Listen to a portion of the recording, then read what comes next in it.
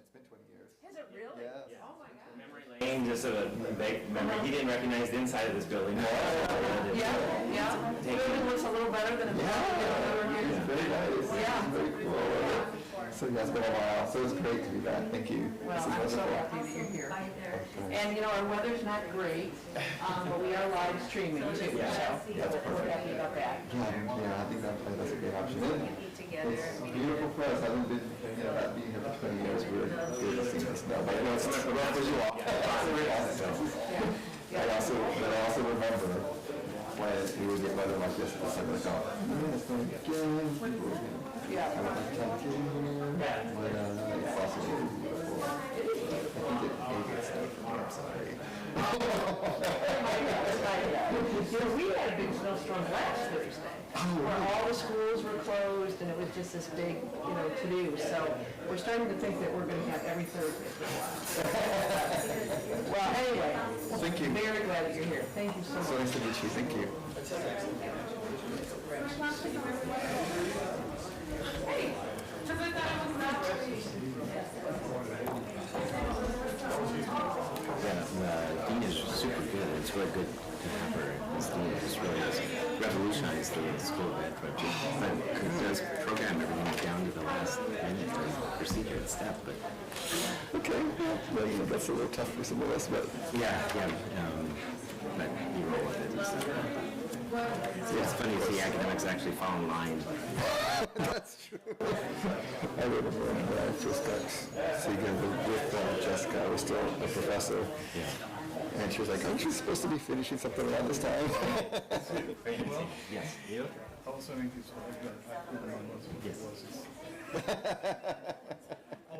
For a long time. Yeah. Wow. We worked together when I was here. Yeah. Thank you. Thank you. Wonderful. Very good. Anything else you need? I'm just casually reviewing some stuff. So maybe lower key with less attendance as opposed to people standing in the back. But they're live streaming, I'm sure. So. Yeah. No, that's good. That'll be fine. As long as we got the live stream, we're okay. I like it. I'm just glad to be here and be able to do this. Oh yeah, really excited. Just looking forward to tomorrow's session. Right, All those activities together and just what we'll compare notes and feel validated that we're on the right tracks. And Yes. how we can keep going and sustaining it. So. Absolutely, yeah. So, are you going to be there on Saturday Yes. for the yeah. stuff? Okay. Yeah. That's cool. Great. Excellent. Yeah, and when you're ready, we can move you over to the Airbnb tomorrow or tonight or whatever. We haven't decided yet, but we're probably gearing toward joining tomorrow. Yeah, that makes sense. So we'll have to check out tomorrow, and we'll have to figure that out. I guess in the morning. You can bring your things here and leave it in my office or whatnot. 'Cause we'll have the morning session will be over in another room. Okay. Yeah. And yeah, they drop you off. Okay. Drop you off the bags. So. Then we'll have to get a ride Centro. to Yeah. Centro and then to the Airbnb. Yeah, so there'll be plenty of people I can run. Couple runs. Yeah, so I'll Okay. be a part of it. Okay. I have one car that has snow tires on it. All right. Ready to go. That's fantastic. Okay, that sounds great. Let me see. Let me just look at this real quick before we get started. Okay. Where's this?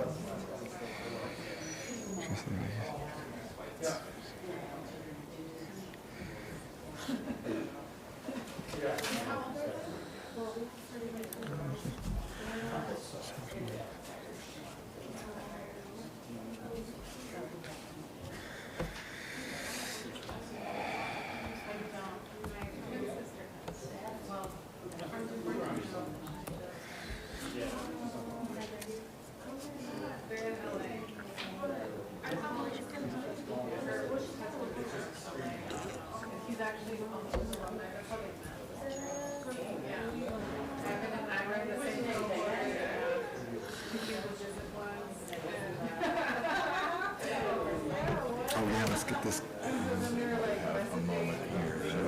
I don't know if you want to thread this through or not, that's up to you, but I can put it over here. This whole Dangle. yeah. Picture here. Perfect. So it should be in your guys' way. There's just an on-off switch on the top here, so when you're ready to start talking, you just flip that to the on and see the little green light. Actually, if you just want to say it. Good to test. Okay.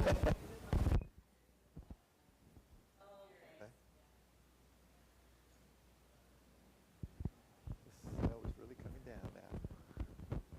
I love it. Okay, what?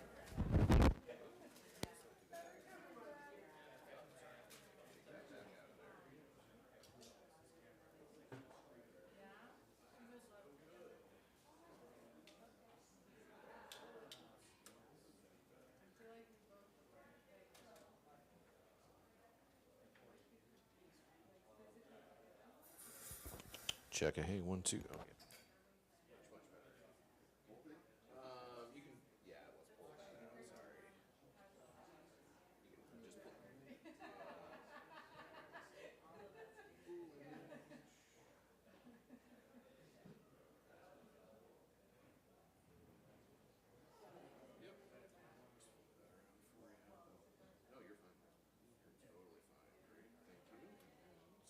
Okay, hello? Good? All right, excellent.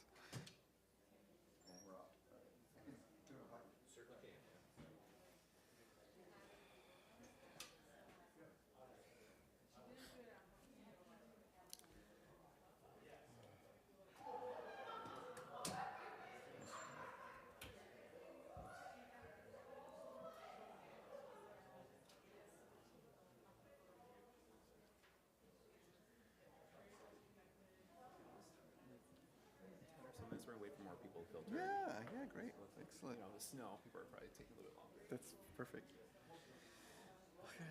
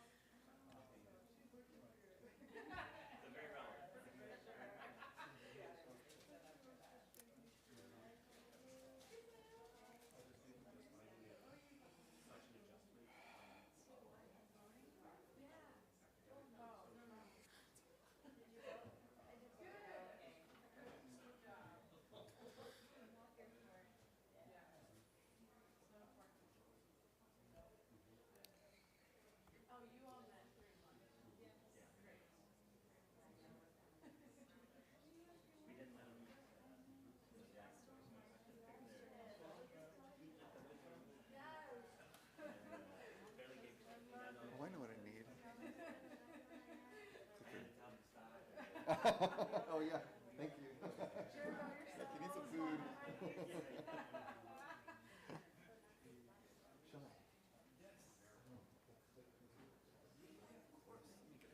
I? plugged in.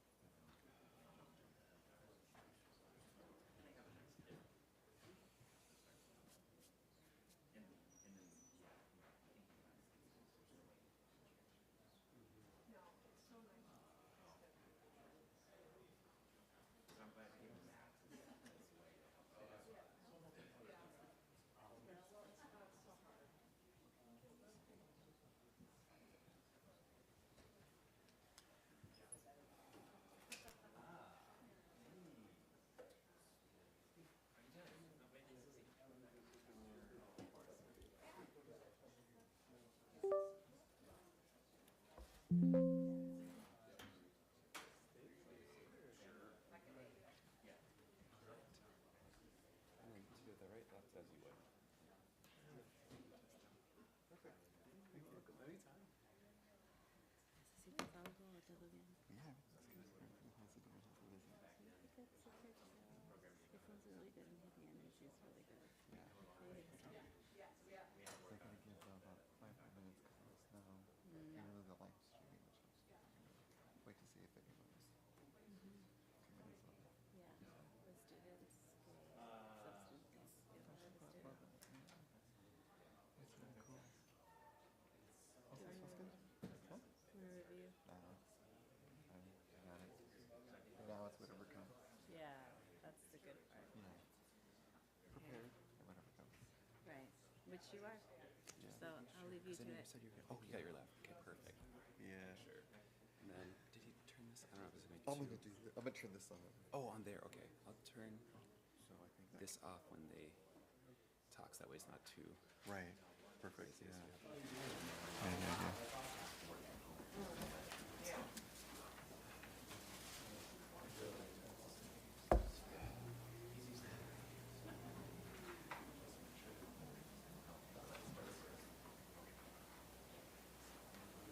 You're going to be sitting up here. Yeah, I'll be here. Test. That's perfect. Some, I'm leaving for Texas Friday for demonstrations. I have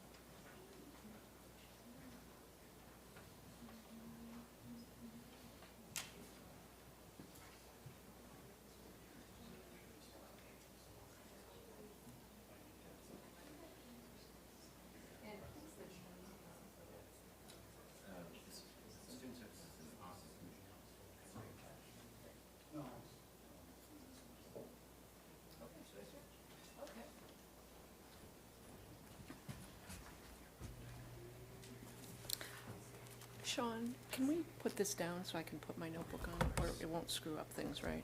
I don't think it will. I'm just gonna move it out of the way.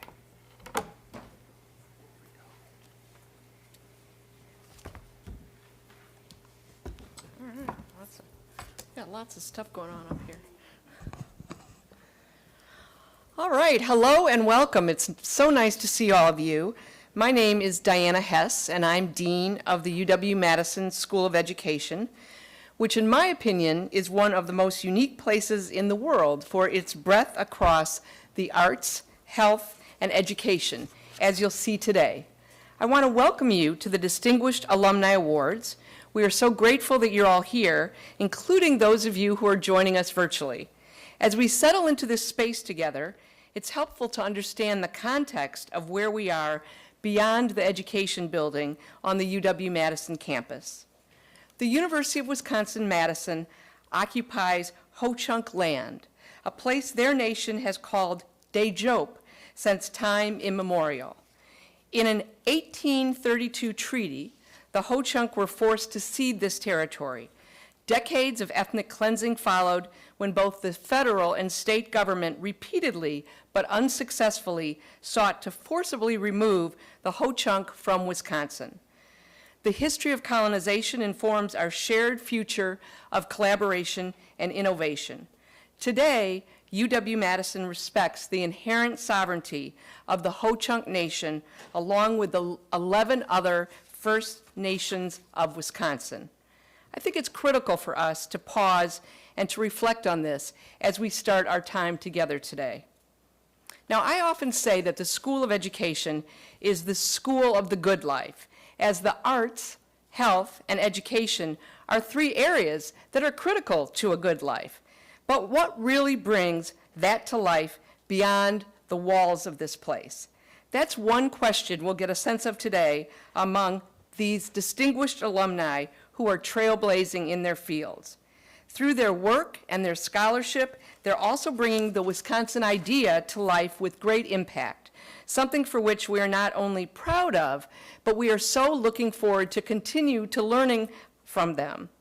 This year, we asked 3 departments, one in the arts, one in the health area, and one in education, within our School of Education, to nominate outstanding alumni. Trust me, there was a lot of consideration from a broad group of excellent alumni, and our faculty had many individuals to choose from. They were tasked with identifying School of Education graduates who are making major contributions to their field and to society. Unlike Lifetime Achievement Awards, these honors are intended to recognize alumni at any career stage who have made notable contributions in their disciplines, their professions, and their communities. We are so eager to hear from them and to honor their work today. Our distinguished recipients are Professor Nancy Hornberger, an alumni from the Department of Educational Policy Studies, Dr. Patricia Norby, an alumna from the Art Department, and Dean Manuel Zamparia, who you'll meet in just a moment, an alumnus of the Department of Counseling Psychology. I want to hand things off to my colleague, Steve Quintana, who is the chair of our Counseling Psychology Department, to share more about our first guest. Thank you very much, Dean Hess. Good afternoon. It is my honor to introduce Dr. Manuel Zamarripa. He's an alum of the Counseling Psychology program. Our program receives over 150 applications for 10 slots and probably have about a 5% acceptance rate. So we really felt an obligation to select those students who are going to have make a mark on the field, to become leaders from it. And we really feel like that Manuel Zamarripa really exemplifies that idea and our hope for our students. Manuel, many of our students make contributions to research, to service, to training, and Manuel does it all.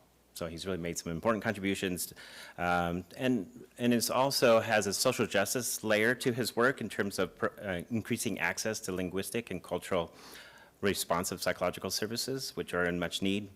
The 2020 census says that the Latinx population is the largest ethnic group and is growing at a rate that is equal to all the other ethnic groups, and yet there's a huge gap in terms of mental health services that are needed, and with cultural differences, language differences, and so forth, really is an acute shortage of it. And Manuel has really devoted his career to be able to close that gap. Manuel is the co-director and co-founder of the Institute for Chicano and Chicano X Psychology and Community Wellness in Austin, Texas. He's a trained psychologist, clinician, college dean, sacred firekeeper, danzante mexicana, and he's also been a student and teacher of Chicano X psychology for over 30 years. The Institute brings together Chicano X-centered psychology to community members, as well as psychology professionals integrating Mesoamerican philosophies and wisdoms with the purpose of promoting cultural strengths and cultural revitalization. His trainings routinely include participants from various countries, including Germany, Australia, and England. Previous academic program director, associate professor, he was awarded UT, University of Texas System's Chancellor's Innovations in Education Award. And Manuel has been featured in NPR, LA Times, and he's currently the president of the National Latinx Psychological Association. And he received his PhD, as I mentioned here. He received a master's degree in Our Lady of the Lake in San Antonio in psychology, and then a BA from the University of Notre Dame in psychology. So please join me in welcoming Manuel to the stage here. So thank you very much.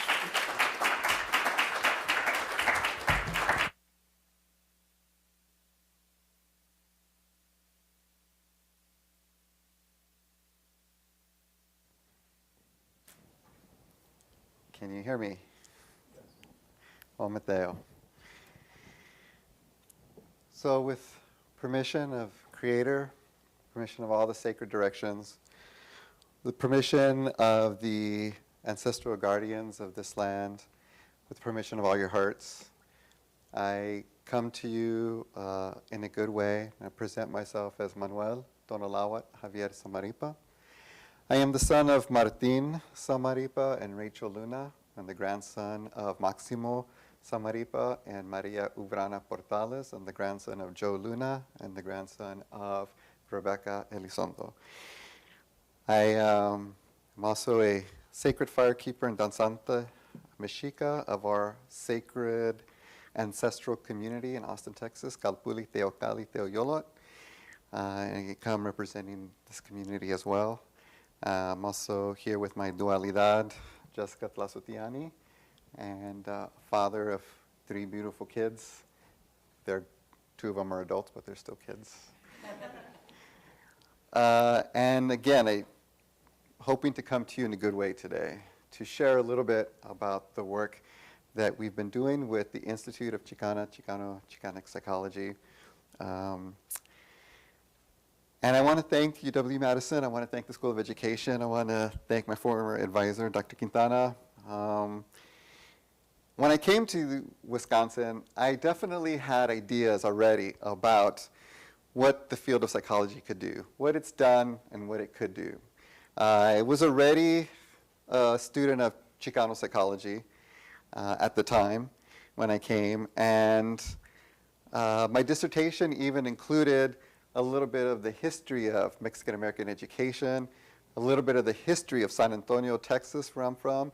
I'm not going to go into all the details of the dissertation, but it was not your typical psychology dissertation, and my committee was very supportive of the work I was doing. So UW-Madison definitely had a key role in my ultimate work, the work that I'm doing now. So I'm very excited. I'm very happy to be here to share with you just for a little bit, a little of what we have been doing, what I've been doing the last 20 years since I left. It's been 20 years since I've been here.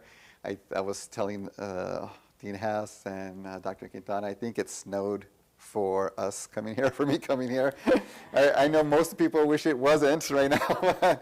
It's like if we're going to come back to Wisconsin, we're getting the whole Wisconsin experience. So let's see, I have a few notes, and I'm going to try to see, we did some land acknowledgement already. I'm going to not do too many on the slides. I'm just going to have some images up here. What is it that we're doing? Well, really quickly, we routinely have community workshop pláticas. We train mental health professionals. We teach online courses in Chicanic psychology. we do consultations with organizations and institutions looking to try to incorporate and focus on the cultural strengths of the Chicanx, Latinx populations. Those are the things that we routinely do with the Institute.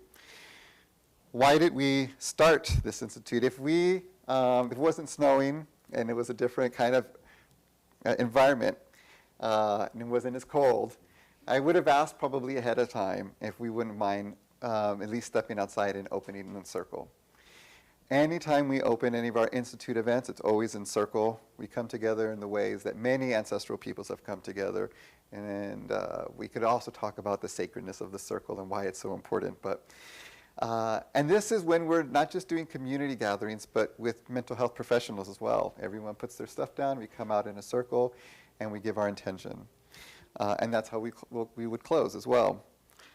So I wanted to show an image a few of the times that this has happened over the last few years with our Institute that we've been doing for 10 years now, 11 maybe. Why did we start? Why was it important to do this? Well, I think a lot of people here in this room know that there have been gaps in responsiveness to a lot of populations, including the Chicanx, Latinx population. And so after leaving Wisconsin, I still had work to do.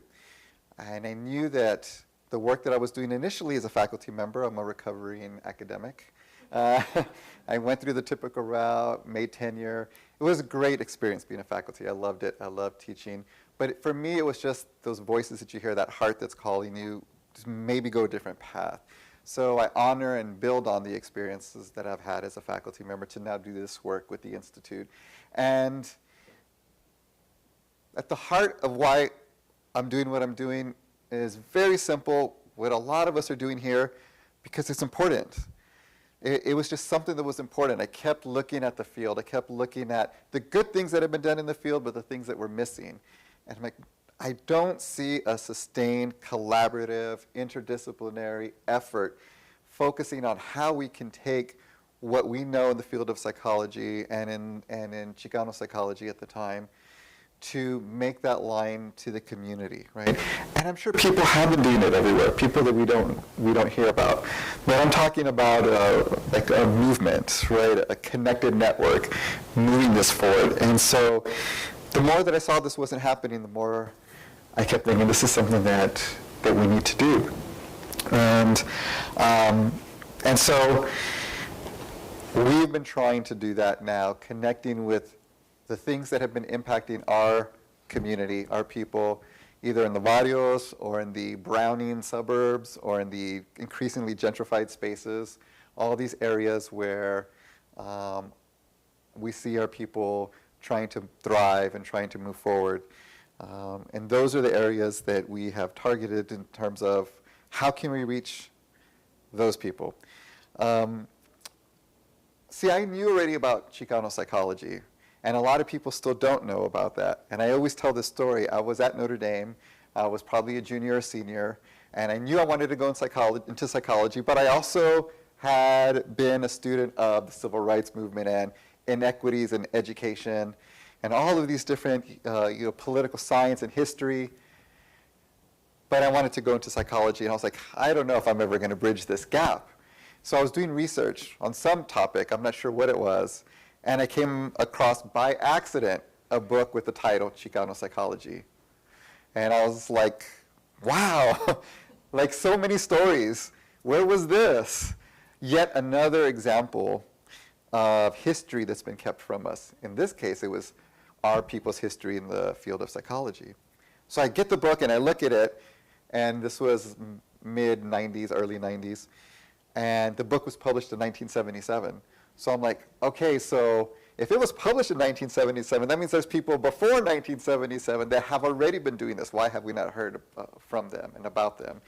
And when I looked in that book, it was the proceedings of the first symposium in Chicano psychology that took place. The research was excellent, of course. And it was that one example that even though this work's being done, if we don't talk about it, if we don't promote it, if I don't do something, then it's just going to lie there on that library bookshelf. All this great work that all these Chicano, Latino, Latinx, Chicanx psychologists have done in the past is going to be, some of us would know about it, But my intent was to get as many people to know about it, not just students, not just faculty, but mothers and fathers and grandmothers and those high school students. And so, let me see, find my space here. I went off a little bit. I wanted to tell that story because that was a really important piece. So when we started putting community pláticas together, talks, bringing psychology to the people, right? As I mentioned, we also do trainings for licensed clinicians, but these were community talks. Just like you would go out and if you work with a community organization, how can we get people come around and talk about things that are impacting them in their everyday life? And so what we found when people came is that the work that counseling psychology students are doing, faculty, graduate students, the work that had been done by Chicano psychologists in the 30s like Dr. George Sanchez, Marta Bernal, Dr. Quintana, Dr. Gloria here, all of that work made sense to the people. It made sense to those high school students. It made sense to those abuelas, those grandmothers. It made sense to those tios and those cousins. If we talked about it in a way that connected with their everyday experience. We weren't doing anything new. We were just talking about what was already impacting them and offering them, well, did you know this had been done? Ethnic identity development, how important it is to have a positive cultural ethnic identity. This research has been done, but in a way that was a community discussion. And so this psychology makes sense. It connects. It is relevant if we find ways to connect it to the people that it will have the most impact on, right? The community itself. And so this is what we love about the work that we do with the Institute. It's connecting with the community with some of this work that's culturally responsive psychology that's been done, and also learning from them what has been impacting their life. So what we found also is that when they came ready to talk about their experiences of being marginalized. They came ready to talk about their experiences of their identities not being affirmed culturally. They came ready to share in that pain with almost little or no prompting from us. All we did was provide a space to say we're here to listen. And they came ready also to talk about those cultural wisdoms and those cultural strengths that came from their family. They came ready to share those as well. And this is, this does not come from me because it's not us just doing things that are great. It's the work with the participants. And so I only say this because routinely participants will say, either during our talks or in our evaluations afterwards, this is the first safe space I felt. This is the first time that I've been able to talk about this. I didn't even know I was disconnected from my identity. And so I feel very grateful to have a small piece in facilitating that space for our people in our community. And while we address those hurts, while coming together and addressing those difficulties that many of our community face, one of the things that we always do, one of the things that's been the staple is, yes, we're coming together to try to see how psychology can impact the community by giving them that space. But also, we always privilege the cultural strengths of the community. It's never just, how can we help? Because that's a very delicate balance if you're coming with someone with privilege and education. Because we do have communities that need help. But if we only think of them as needing help, then we are already subtly thinking of them without their strength, without their own power. And that's been done to my community forever and still being done. So we always put our community strengths first. We always facilitate with the audience, what are their cultural strengths? What are their resiliencies? Not teach it to them. And that is interesting because a lot of the times what we see is not all of our participants even have a language to talk about the strengths that they have. We have to come together. We have to facilitate a discussion where they're like, oh, I guess that was a strength that my dad did. Oh, I guess that was an important thing I learned from my abuela. And it's about uncovering that veil that the strengths were always there. Once we solidify that, then we can talk about the healing. Then we can talk about the ways in which the participants can apply those cultural strengths to those cultural wounds, right? And so we don't go and teach them new things. Not that there's anything wrong with teaching new things, right? But we're very careful about the communities that have consistently been marginalized, where their own strengths have not been recognized. So we always make sure that we lead with our cultural strengths to address the cultural wounds. And so maybe it's time to, right, so that kind of exemplifies part of what we're talking about. So in our work, then, we are doing Chicanic psychology and community wellness, which means the framework that we've been using, we have decided to call a Chicanx indigenous framework. Because part of our heritage, part of our cultural strengths that we talk about the least is our indigeneity, our indigenous wisdoms, and our indigenous traditions that have been looked down upon and ignored, even within our own Latinx, Chicanx communities, because that is what colonization does. It privileges the ruling, and it invalidates the peoples that are the victims of colonization, right? So we have been taught not to recognize our own, or value our own indigeneity. But at the same time, for us, re-indigenizing or decolonizing is not going back and pretending the last 500 years hasn't happened, right? It's not moving to an overly romanticized view of indigeneity. Because one, that's impossible, and two, it would be a great disservice to our people over the last 500 years that had to survive and thrive and try to navigate all of that colonization and all of that disconnection. So that's why we just don't say we're an indigenous psychology. We are a Chicanx indigenous framework.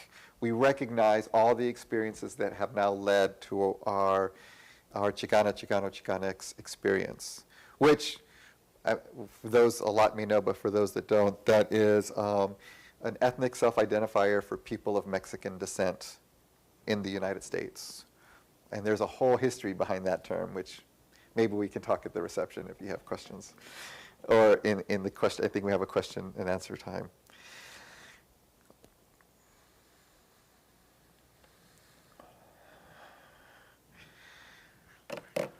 So when we have our population that, as I've said, has experienced a collective trauma of invasion, marginality, and a contemporary coloniality, recognizing that ancestral indigenous wisdoms and legacies and healing means both uplifting current cultural strengths and our ancestral heritage.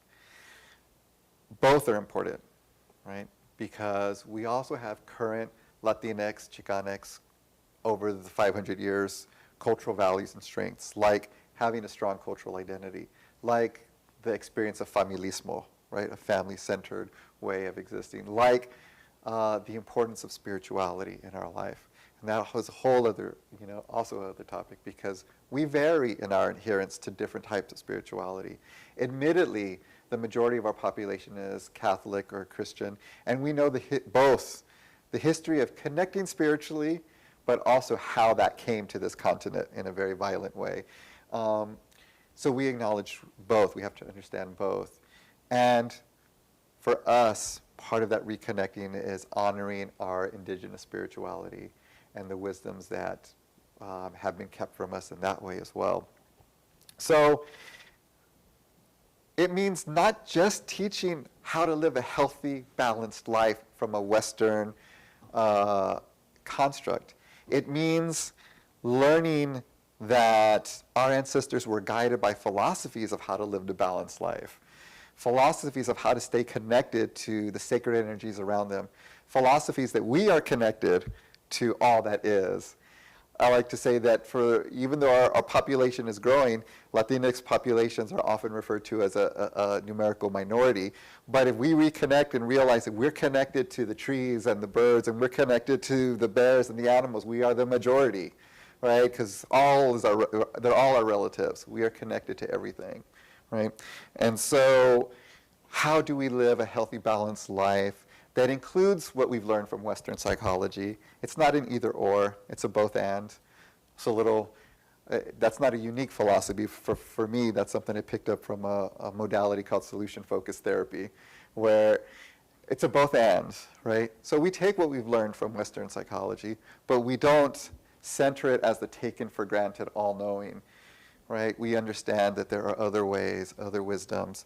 And because it's been so disproportionate, we tend to center the non-Western. Because being imbalanced doesn't mean, okay, we've been dominated by a Western way of looking at things, now let's include a more collectivistic, more indigenous way, when the whole system is built on one worldview. So for us, we center the indigenous worldview because we need to, for a lack of very overly simplistic, we need to catch up, right? And that's especially true for our people, for our communities, right? So when we were, and this goes across interdisciplinary, a lot of different areas of our people's past and current moves to thrive. For example, when I was invited last year to the 50th anniversary of the Raza Unida, National Raza Unida Party, we were able to talk a little bit about Chicano psychology and how a positive ethnic identity is crucial in that political movement of self-determination. So psychology has a place everywhere. And every position, as Lasso Tiani, my dualidad and co-founder, always likes to say, every position that we're in all of our lives is a social justice position. Every position, right? So knowing that we're still living in an experience where our kids are still in cages, the border, and could still even be put in cages, and knowing that family separation for us didn't happen in 2016. It started 500 years ago. 2016 was just the most recent horrifying example. Knowing that we still have experiences beyond the end of mass shootings, knowing that we still have terrible experiences with police violence, a complete erasure from school curriculum, food deserts in a lot of our communities, right? We are often criticized about how our communities don't eat well, but the system only gives us the cheapest food that we can survive, and we've done the best with that for 200-300 years. And so we still have those experiences. We have a traumatized identity lineage through disconnection and stigma. So with all of that happening, being well, moving toward wellness is another form of resistance for us. It's not just let's go to health class and learn how to be well. It's not just let's learn about healthy, positive identity development. It is a political, social movement for us to be well with all of these systemic barriers that are still pushing on us. Wellness is a form of resistance. So we try to bring a larger sense of what wellness and well-being is, and we use what we know about culturally responsive psychology with a integrated framework of our indigenous wisdoms to talk about balance, right? That was, I'm a little late with that one, right? And so for us, this is what a Chicanic psychology may look like, right? Integrating what we know with who we are ancestrally. This is part of a healing ceremony that we did connected to the shooting in Uvalde, Texas. where both the children and the shooter were both victims in different ways of some of this systemic marginalization, lack of mental health responsiveness, right? There was always so many signs that were happening. And so we were able to do some danza, to do an invocation in our community in Austin, Texas, to be a part of a healing ceremony for Uvalde. And so when we talk about balance in life, one of the major sacred constructs, concepts, and concepts is such a Western word, so it's the only word we have, but I want to put sacred in front of it, because it's not just a concept, it's not just the definition to learn, but is the Nawi Olin from our Mesoamerican lineage, many Nahuatl-speaking people. And so the Nawi Olin, well, Olin means movement. There are 3 types of movement that were honored, which we're not going to talk about all of that, but one type of movement is Olin, and you see the 4 different points. That's movement going in the 4 different directions, right? The Nawi Olin, Nawi means 4 in Nahuatl. It's specific because in those 4 movements, what you see in the middle is that eye, right? And that's that point of, well, it means many different things, but one could be that point of achieved balance, that point of new creation, right? And so for us, Nawi Olin very much connects with the some Western ideas of psychology, which is the Nawi Olin can represent both harmony and chaos. It represents transformation. It represents when you're stuck, how do you get that movement going? It represents the idea that we are always moving in various directions, but each direction may have a purpose. Each direction may have an intention. And oops. That's a little blurry, but I wanted to get the glyph one. There's a nice little computerized one of, and then there's Tezcatlipoca.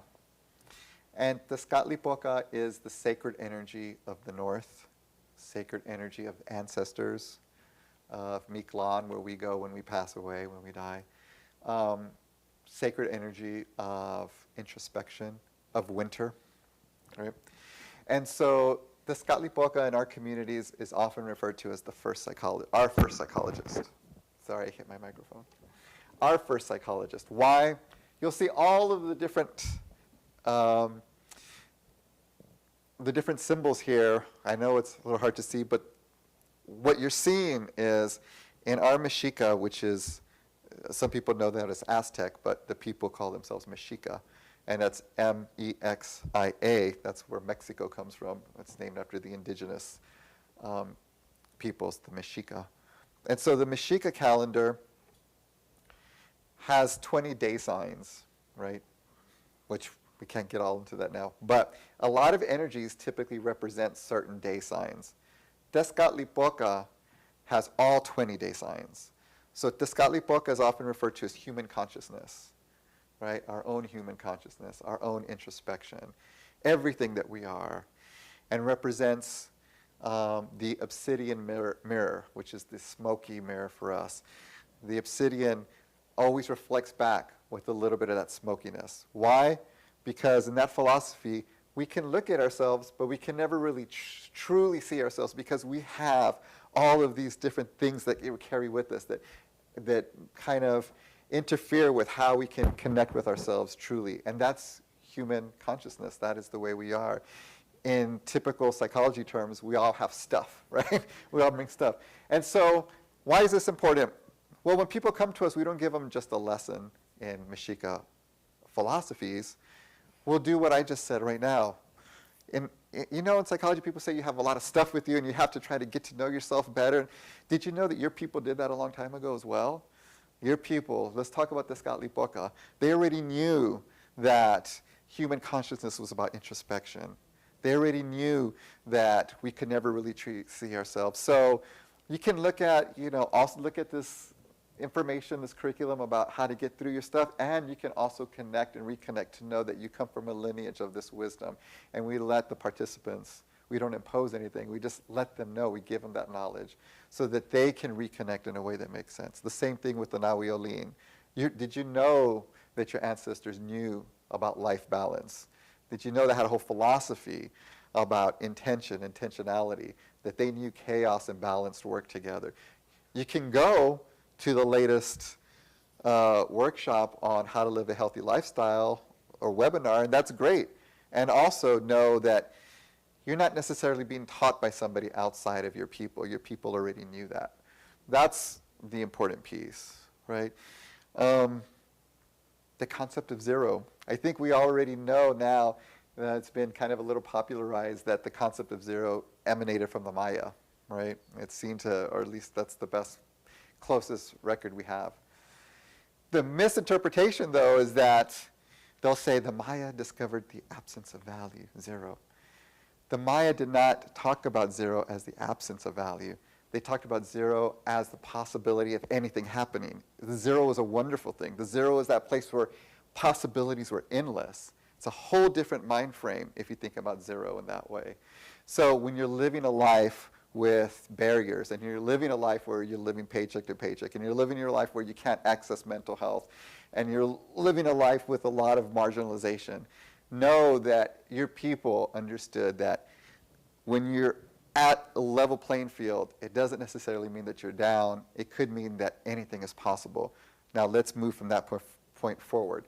There's a lot of work to be done, of course, but the point is, how do you change the foundational ideas about what somebody is gaining from their heritage, right, and from who they are?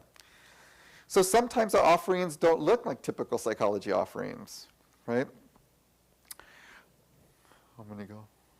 Sometimes our offerings look very distinct, which is why we're saying we are taking Chicanic psychology, but we are integrating community wellness, right? Sometimes our offerings do look like psychology. We have online courses in Chicano psychology intentionally for the community. So anybody can register. It's we're trying to be responsive to the community, so it's an hour and a half, 6 sessions, very straightforward, making it relatable. We've had high school students, we've had grandmothers, we've had professionals, we've had we've had the community represented. And it's a great discussion when we have those classes, because we have therapists talking about, I can see how this relates to my client.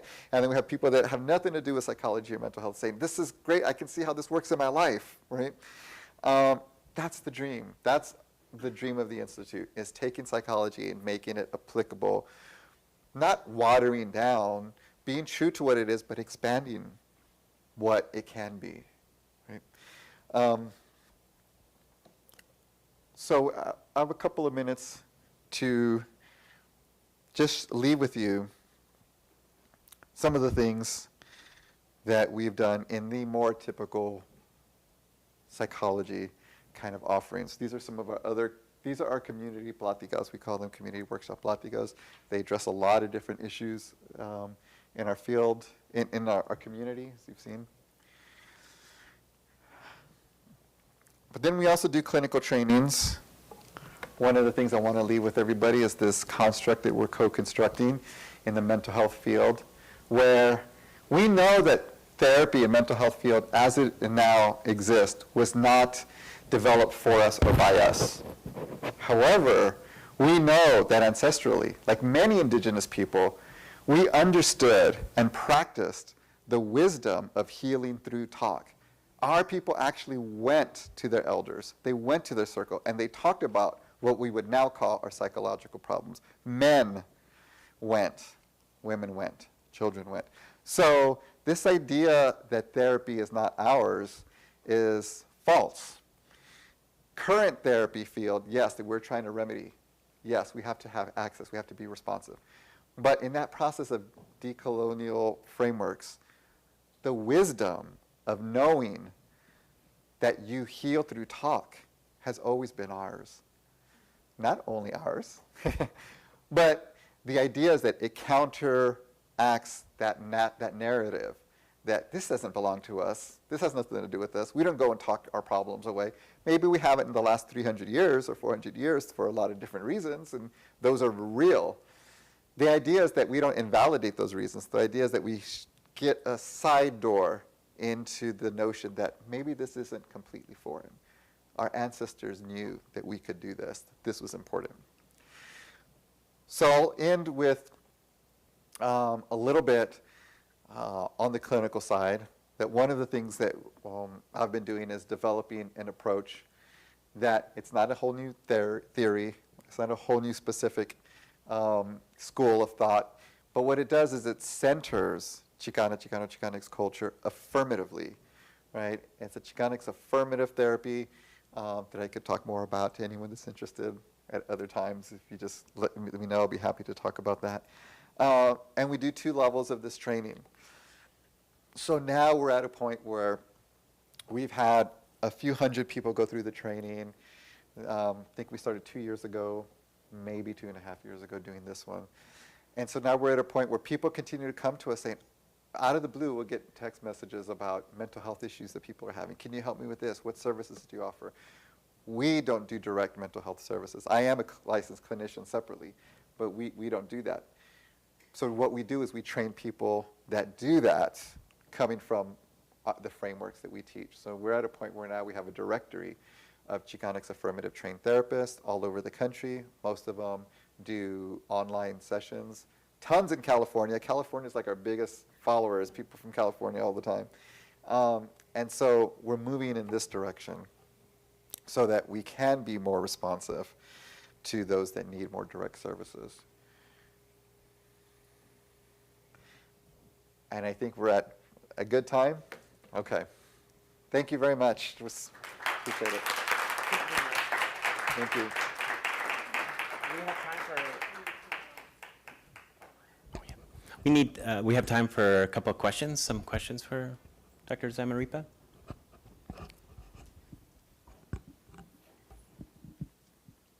Raise your hand if you have any questions. You can ask anything. Yeah. Well, one question I have is, what do you recommend for new students coming into the field? Many of them actually are coming from psychology programs. They write their applications and they say, I want to really bring psychology to my community because we have a stigma against it, and we just don't think about mental health issues. And so how can, to have spread your word would be very powerful, I think, for many new students coming in, but many don't have the support of you as well. So what would you recommend for the next generation? I appreciate that question. Yes, I think the things that I start out with is, of course, acknowledging that there is that stigma. But what we've seen is that that stigma primarily comes from exclusion. Our parents and our families have never been welcomed in schools and doctors' offices very well. There's always been a lot of cultural not responsiveness. So the first thing is to try not to think, not to put another negative kind of assumption on our community. It's not that our community just doesn't like it. It's because we haven't been welcomed. So there's a reason for it. So it's not that our culture doesn't want to get well. We don't have a toxic culture. We don't have a culture that is anti-health. We have negative experiences that have been handed down. It's the casebook definition of intergenerational trauma. And that's why we distance ourselves, right? So let's remember that we've had negative experiences for generations.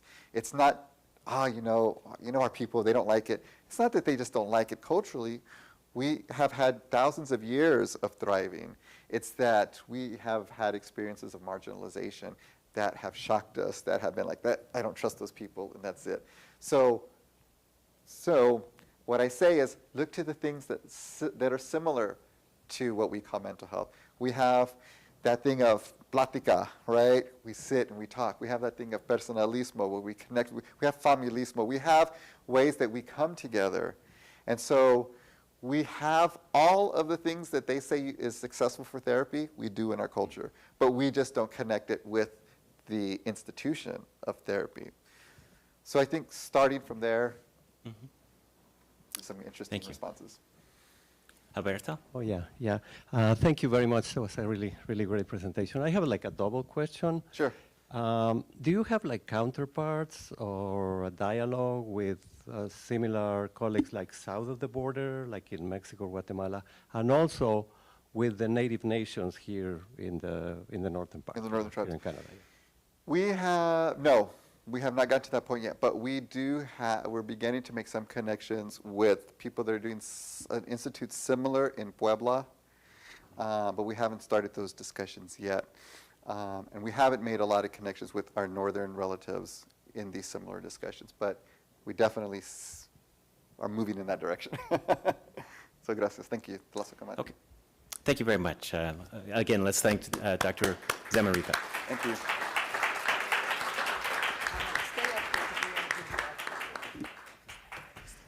Oh, thank you. All right, I want to thank you, Dean Zamaria, for your contributions to your field and community, carrying forth the Wisconsin idea. On behalf of the School of Education, we are honored to present you with the Distinguished Alumni Award of the Department of Counseling Psychology. Thank you. Thank you so much. Thank you. I appreciate it. Thank you.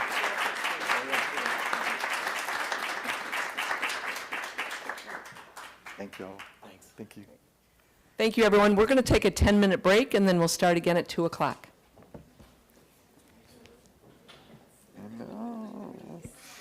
Yeah, very cool. I actually do have a question. I was holding the mic and I was about to ask you. Sure, sure. I used to work for a place in town called the Center for Healthy Minds, which is very much focused on mental health in general. And one question I have for you is so much of what you work on is in person and very community-centric. Are there any challenges or considerations for like leveraging technology? Like how does that play out in Actually, your work, right? Like, how does that... Yeah, actually, I should have said, since COVID, we do most of our work online. Oh, okay, so like telehealth. So we do pláticas and trainings online. Okay, so like how, I think you were mentioning that you had the opportunity to get out of business. There might be opportunities to get people away from the typical like screens and go and experience things that are maybe in the Yes. So, of course, when we're doing it online, we lay out the different possibilities of what people can do. Yeah. We talk through that. We're not able to do that with them as much, of course. And that has been a little bit, it's been great because we can connect with more people, but that part, that experiential part of doing it with people is still, but we're still able, people connect, they respond very positively. We always get feedback forms and stuff and connections, and people will come and talk to us about how they've been doing, and so it seems to be a good alternative.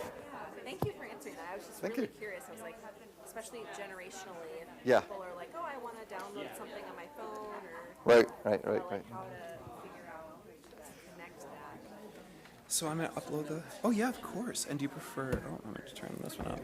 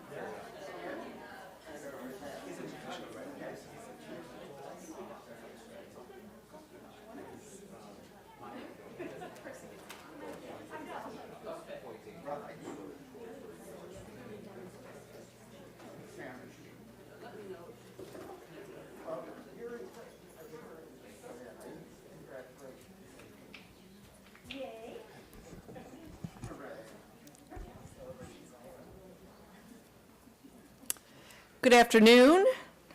Hello and welcome. My name is Diana Hess, and I'm the Dean of the UW-Madison School of Education, which in my opinion is one of the most unique places in the world for its breadth across the arts, health, and education, as you'll see today.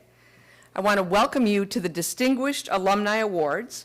We're so grateful that you're all here, including those of you who are joining us virtually. For those of you who have been joining us throughout the afternoon, I want to welcome you back. I'll be sharing some similar content from our first talk in the room because we have a lot of people here who weren't here for the first talk, which, by the way, was fantastic. As we settle into this space, let's do one more round of applause. Thank you. As we settle into this space together, it's helpful to understand the context of where we are beyond the education building on the UW-Madison campus. The University of Wisconsin-Madison occupies Ho-Chunk land, a place their nation has called Dejope since time immemorial. In an 1832 treaty, the Ho-Chunk were forced to cede this territory. Decades of ethnic cleansing followed when both the federal and state government repeatedly but unsuccessfully sought to forcibly remove the Ho-Chunk from Wisconsin. This history of colonization informs our shared future of collaboration and innovation. Today, UW-Madison respects the inherent sovereignty of the Ho-Chunk Nation along with the 11 other First Nations of Wisconsin. I think it's critical to pause and reflect on this as we start our time today. Now, I often say that the School of Education is the school of the good life, as the arts, I just said hearts, post-Valentine's Day, I guess. So let's do that, as the hearts, the arts, health, and education are 4 areas critical to a good life. But what really brings this life beyond the walls of this place? That's one question we'll get a sense of today among these 3 distinguished alumni who are trailblazing in their fields. Through their work and scholarship, they're also bringing the Wisconsin idea to life with great impact, something for which we are not only proud of, but want to continue learning from them.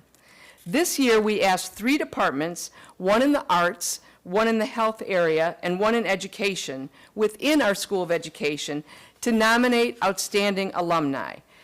I need you to trust me that there was a lot of consideration about and from a broad group of excellent alumni, and our faculty had many individuals to choose from. They were asked to identify School of Education graduates who are making major contributions to their field and to society. Unlike Lifetime Achievement Awards, these honors intend to recognize alumni at any career stage who have made notable contributions to their disciplines, their professions, or their communities. We're eager to hear from them and to honor their work today.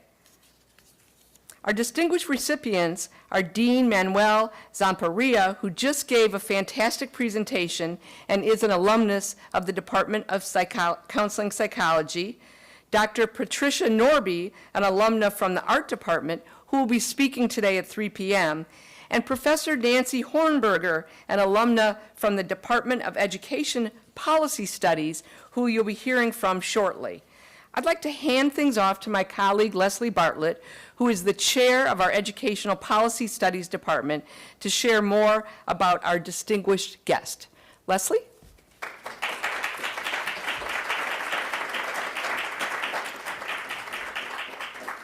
Hi, everybody. It's such a pleasure to be with you today.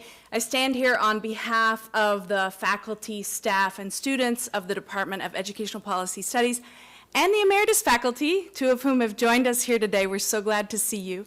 To introduce Professor Dr. Nancy Hornberger, an alumna of the Department of Educational Policy Studies.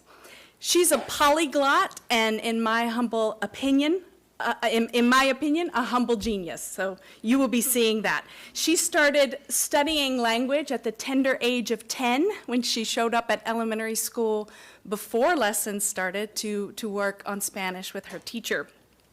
Dr. Hornberger is internationally known for her work in bilingualism and biliteracy, in ethnography, language policy, and indigenous language revitalization. She researches, teaches, lectures, and consults regularly on multilingual education policy and practice in the US, the Andes, Brazil, China, Mexico, Singapore, South Africa, Sweden, and I won't name the other places. She lived and worked for more than a decade in Quechua-speaking areas of the Andes, where she carried out her doctoral dissertation research on bilingual education and indigenous language revitalization. That's where her daughter Chua was born, who has also joined us today. We're so glad you could be here. She received her PhD in Educational Policy Studies from University of Wisconsin-Madison in 1985 and went directly to University of Pennsylvania, where she served on the faculty in the Graduate School of Education, later joining the faculty of anthropology and the graduate group. She was acting and interim dean of Penn GSE from 93 to 95. She held the Goldie Anna Chair from 93 to 98. She directed the Educational Linguistics program. She convened the Penn GSE's annual Ethnography and Education Research Forum for many years. It's now entering its 5th decade, that organization. And by the way, they named a book award after her, and one of our faculty members, Dr. Erica Turner, won that award several years ago. We're very proud of that fact. Dr. Hornberger was editor of the flagship journal in Anthropology and Education called Anthropology and Education Quarterly for several years and edited a 10-volume encyclopedia of language education. She's co-editor of an international book series with Multilingual Matters that has more than 100 books published at this time. There's a very long list of awards that I won't take your time to read because I know you want to hear from her, but I will just highlight she's a 3-time recipient of the Fulbright Senior Scholar, which I think speaks to the demand for her attention and her ideas and the kind of work she does in partnership with people all over the world. Dr. Hornberger, we're so glad to have you with us today.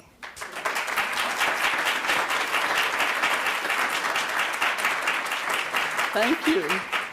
And thank you, Leslie. Thank you, Dean Hess, and all of you for being here. It's a tremendous honor. And, well, I hope you will, travel with me for the next 30 minutes or something, and then we'll have some question and answer. But I'll first start by saying I was a PhD student here in EPS back in 1980 to 85. And I remember John Palmer was dean. I also remember, I forgot to ask if she's still here. I don't think so. Mary Jo was in the departmental office, and she was wonderful, wonderful. Oh, made it such a friendly place. I remember also some very enjoyable EPS picnics where faculty and graduate students would relax and chat. And I met many faculty now emeritus or no longer with us, people like Carl Kasel, Jürgen Herbst, Herb Klebard, Fran Schrag, Dan Pekarsky, that I never actually had a chance to take a course with, but I got to know them a little bit informally that way. When I started here, I was already committed to Quechua and the Andes, as you've been hearing a little bit from Leslie, and I chose to specialize in comparative education because of its international outlook. And so I took courses with Andreas Casamillas, Bob Kale, Bob Tabachnik. Some of you, certainly you Emeriti, will remember those names. And I also took courses on language policy with then brand new assistant professor Richard Ruiz. And I took also a seminar on the anthroethnography of schooling with visiting professors George and Louise Spindler. And in fact, language education, language policy, anthropology were not really that well regarded in comparative education those days. So I had a little bit of an uphill battle in my specialization, but fortunately for me, Richard was here, and he was assigned to be my advisor. And I can remember, I have many memories of Richard, but one of them is chatting with him in his office here on this floor about language planning orientations. And in retrospect, I realized that he was right in the throes of writing his now classic 1984 Nabe piece on language planning orientations at the time. He formed, at that time, an ad hoc LEP, we called it LEP, Language Education Policy Group of faculty and students who were interested in language policy and education. But he intentionally named it LEP because at that time, policy speak was just emerging with limited English proficient, which we didn't like at all. And those were LEPs. So we were a different kind of LEP. He graciously agreed to be my co-author on an article on Quechua language policy, which the editor of the journal said they could not publish just an article by a graduate student. So I asked Richard, and he was willing. But the funny thing about that article is that we never actually saw it published. For years, it was like about to appear, and the editor, in fact, had trouble. I won't go into all the details, but so it never did appear, but it was on our CVs for some years, so we used to chuckle about that. And especially I'm grateful to Richard, well, for many things, but while I was still in the field, oh, I'm supposed to be showing you some of my pictures. I do this, I forget about pictures. So while I was still in the field with my daughter and son, and my daughter's here now, in Puno in 1983, Richard had the foresight to apply for a University of Wisconsin Research Foundation fellowship for me for the year when I came back to write my dissertation. Something that I hadn't even thought of at that point. He got it for me. And I spent the years in Sterling Fishman's office. He was on leave that year. And it was a very productive year, and I remember having my door open and off and on hearing Mary Metz speaking to her class about anthropology and education. So I have very strong memories of EPS, and it's wonderful to be back in this building.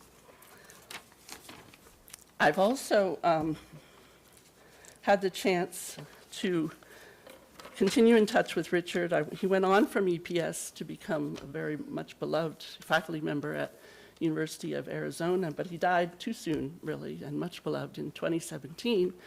And, oh, I'm skipping a few photos here. There we are at graduation, Richard and I. And my husband, Stephen, who was that year getting a master's in sociology also. And at the time when Richard was in Arizona, he and I've always loved his writings and always felt he didn't publish enough. So I finally convinced him to edit a book for my book series that would be his published and unpublished essays.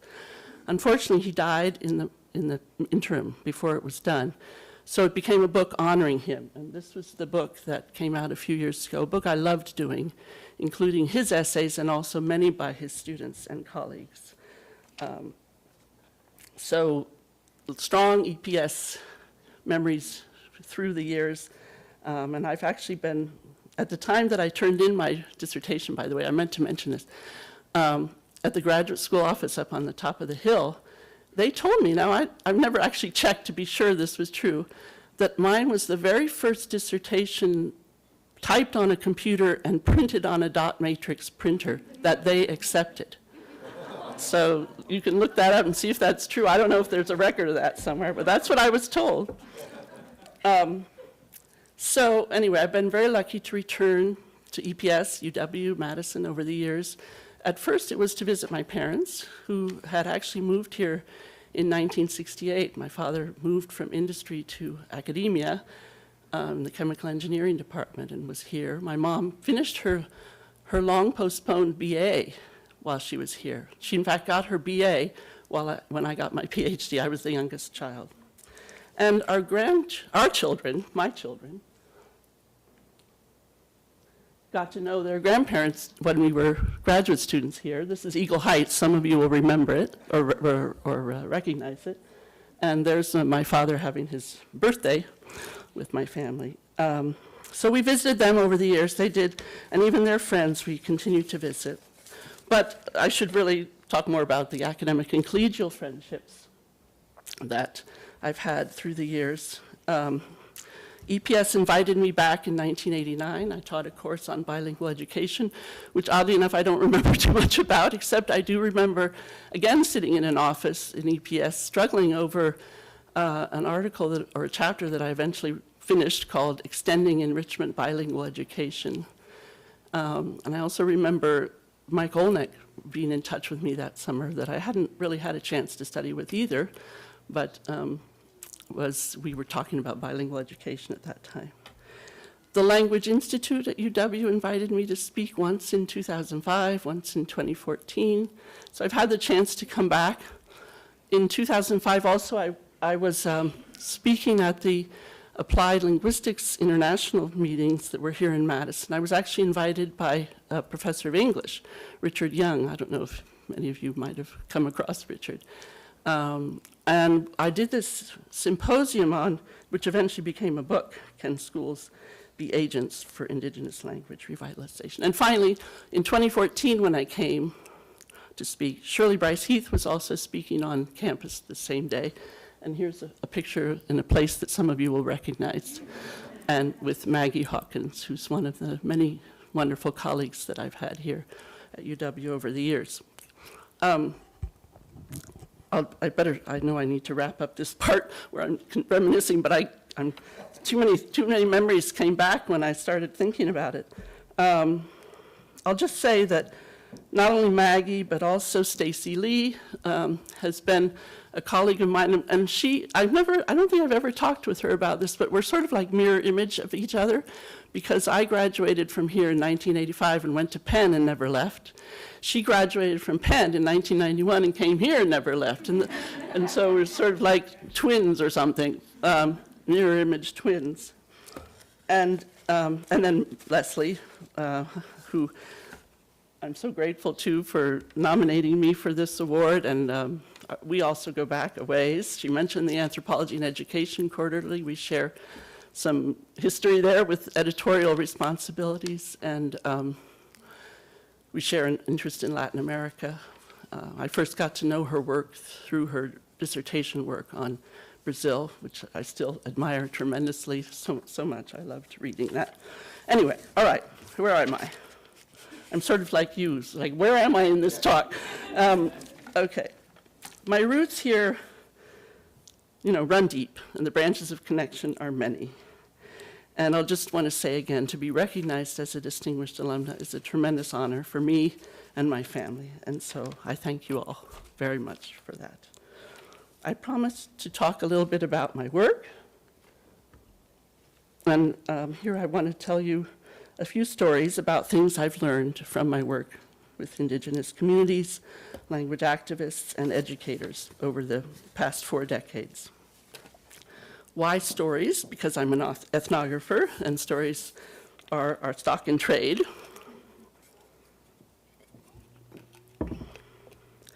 As an ethnographer of language policy and multilingual education, my questions have always been about how best to serve language minoritized learners in our schools, and how best to support the flourishing of minoritized language communities, ways of speaking, being, doing, through our education systems and practice. A lot of resonance with some of the things Manuel was saying. Language minoritized learners are those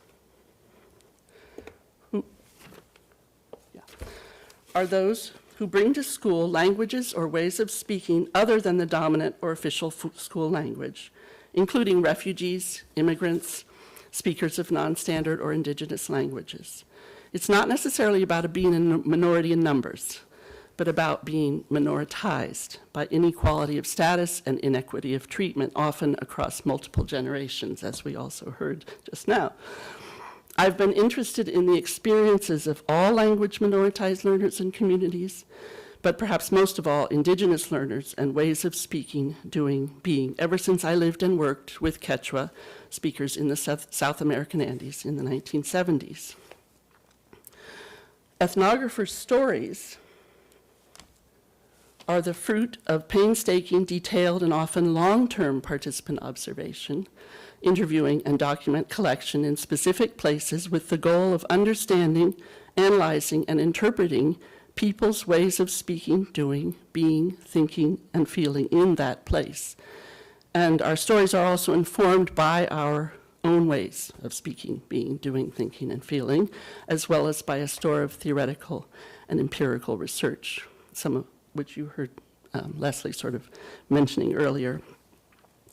These stories that I'm going to share with you, which I have published elsewhere earlier, come from the Andean highlands, the Amazonian rainforest, and the Sami context in the global north across these past decades. And they've helped me learn, these are the 4 lessons I thought I would share today. They've helped me learn about ideological and implementational spaces, multilingual, multimodal language ecologies, reclaiming Indigenous ways, and language and voice. So here are the stories.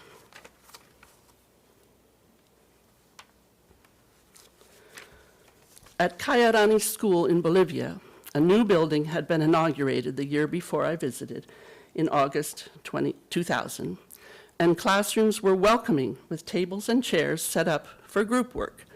a welcome change from the ubiquitous rows of 3 students per desk, or pupitre, facing forward to the teacher in the traditional Highland school.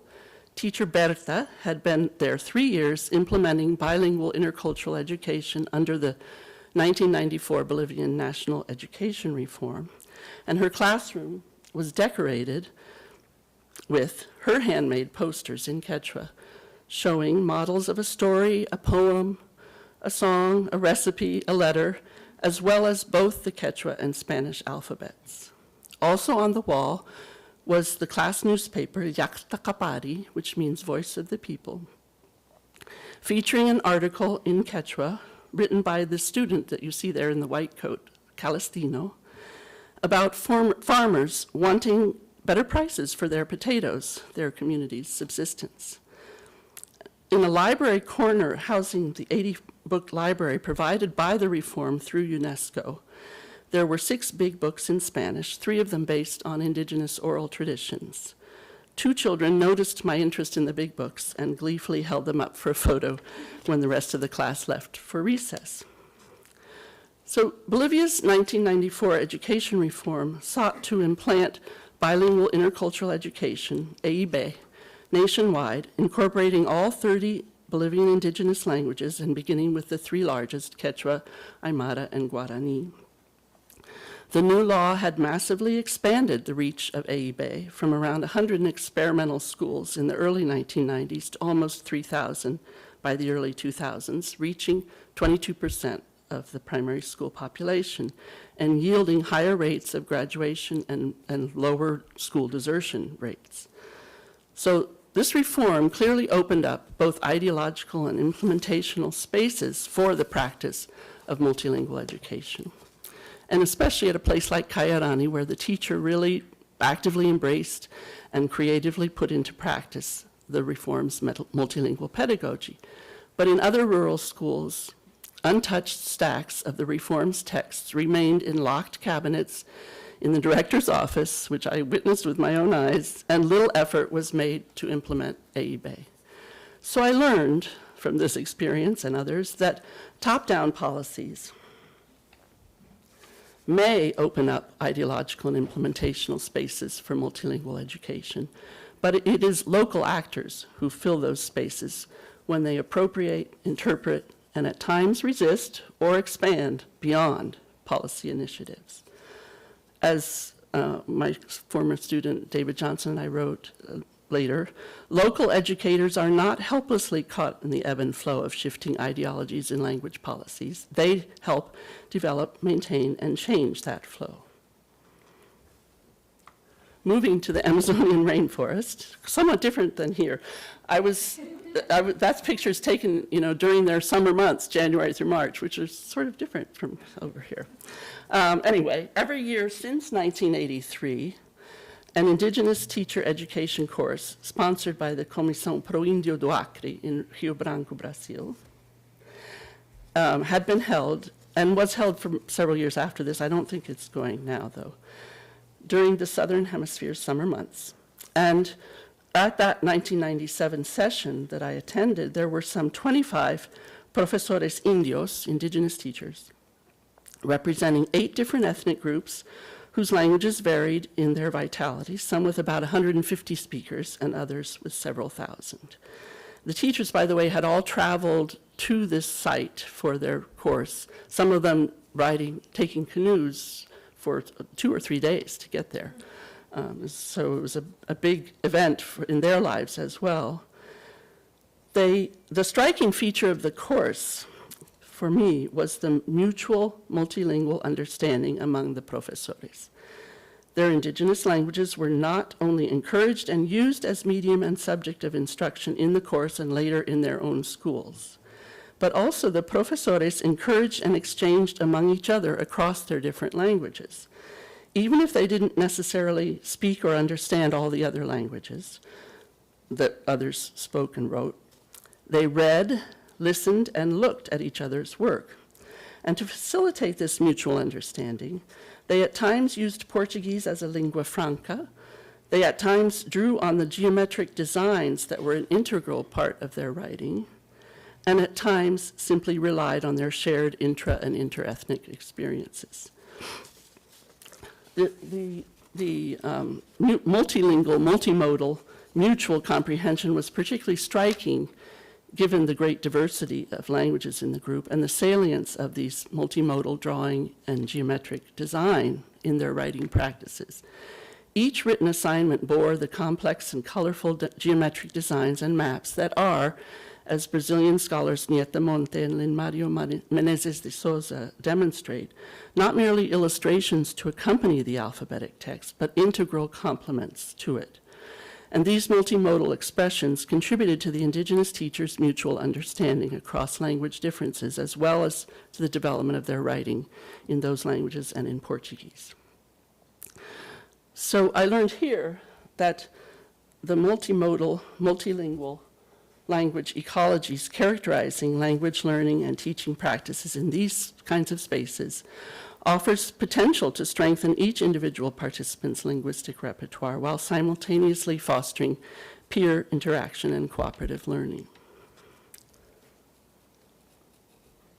Back to Bolivia now, to the university. This is the University of San Simón in Cochabamba, Bolivia, which was the seat of a six-country regional master's program called Proib Andes, a master's program in bilingual intercultural education for indigenous students at the University of San Simón.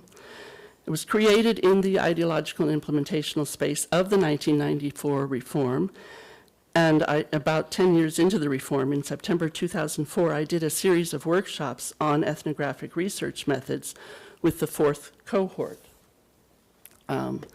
consisting of 42 students from 6 Andean countries and at least a dozen different indigenous language backgrounds. For the final unit, I told them about the indigenous research agenda proposed by Maori researcher Linda Tuiwai Smith, that I'm sure many of you know, in her book, Decolonizing Methodologies, 1999, where she talks in terms of 4 tides or conditions in which indigenous people live: survival, recovery, development, and self-determination; 4 directions or processes through which they move: healing, decolonization, mobilization, and transformation; and 25 projects they undertake, such as reclaiming, renaming, remembering, revitalizing, networking. Her metaphor of tides is very much based on a Maori island ecology. So I wasn't sure how it would go over with my group of mostly Highland Andean indigenous teacher researchers that I was working with. It turned out that they were extremely attentive, avidly taking notes, and showing clear moments of resonance and response. They really buzzed among themselves when I mentioned the project that she calls Connecting, and told of her example of reinstituting the traditional Maori practice of burying the afterbirth after the child is born. Indeed, in Maori, the word for afterbirth and earth is the same. Students again resonated when I mentioned her indigenous project of renaming places and people with their original indigenous names, and spontaneously came up with their own examples. For example, how the Amazonian Aguarunas are reclaiming their own name, Awahun, and so on. At the end, I asked the group, ¿Qué les parece? What do you think? And it was like this burst forth, and they said, Estamos con la Linda. You know, we're with Linda. It was great. It was like, they're like really with her, and she was a researcher. They used her first name and everything. These themes about affirmation of one's own ways of doing, being, and speaking, and at the same time experiencing discrimination by others for those very practices, were foremost in the collective story of these educators' experiences and reflections about being indigenous. Envisioning and building an indigenous future was another theme that resonated with the Andean educators. And one of them, Moises, a Peruvian Aymara from Puno, touched on this in his comment when he told me, he was at this point speaking in Spanish. For me, being indigenous means identifying with my ethnic people, our past, our history, our worldview, our language. In the present, working to reclaim our rights, being actively committed, and in the future, projecting that our ethnic people might have a future with equality of opportunities with other peoples of our country. And I will say that Moises has kept true to his intention there. Didn't he co-author with you, or he authored in your book? Yeah, Maggie did a book on social justice in teacher education. Do I have that right? And Moises contributed to it. His commitment is to take and use his present graduate studies to improve the lives of his people, drawing on their collective past to project toward the future. Through both lived experience and intellectual study, he and his peer Indigenous educators are fully aware of the enormous structural obstacles and historical oppressions they face, and they consciously choose the path of transformational resistance, often at great personal cost. Indigenous education affords spaces for reclaiming, reaffirming, and revitalizing Indigenous ways of speaking, doing, being, thinking, and feeling.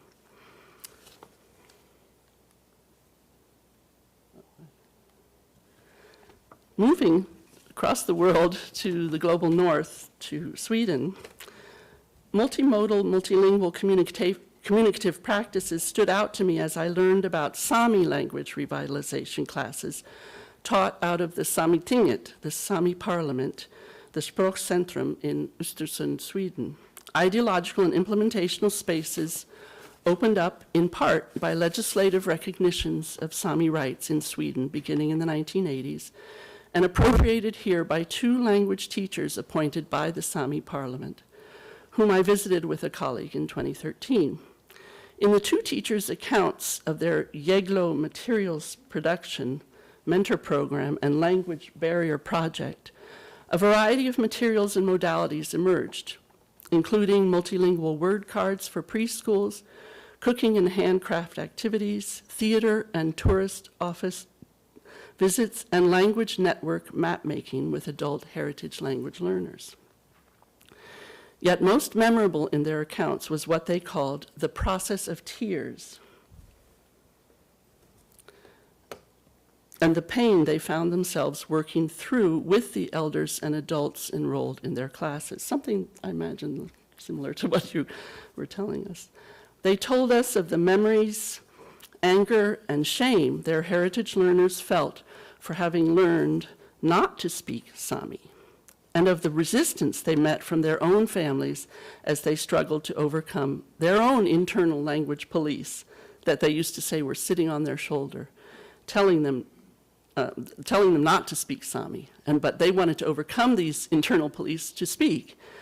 And they met resistance often from their own children, who themselves resented not having been raised to speak Sami. So it's very complex psychology there of reclaiming your language. The teacher's story was a moving account of how these passive speakers became active speakers as they became a strong and supportive group. In the teacher's words, they learned as a group, they rose as a group. This experience of the relationship between language and voice brought me back to my PhD research, back where we started, sort of, on the Peruvian Altiplano in the 1980s, another indigenous context of socio-historical and sociolinguistic oppression, where I had observed one little girl in both classroom and home settings. She's there standing up at the back, or at the front, in the red sweater, Basilia. This little 7-year-old rarely, if ever, spoke in class, despite being in a bilingual Spanish-Quechua classroom. Yet at home, she was something of a live wire.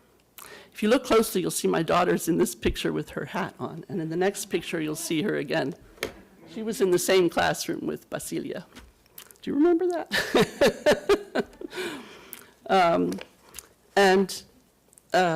But Basilia, at home, she talked to me nonstop in Quechua, telling me all about the names and ages of her whole family, showing me the decorations on the wall of her home, the blankets woven by her grandmother, borrowing my hat, all this while she jumped on the bed, did somersaults, cared for her 2 baby brothers, and so on.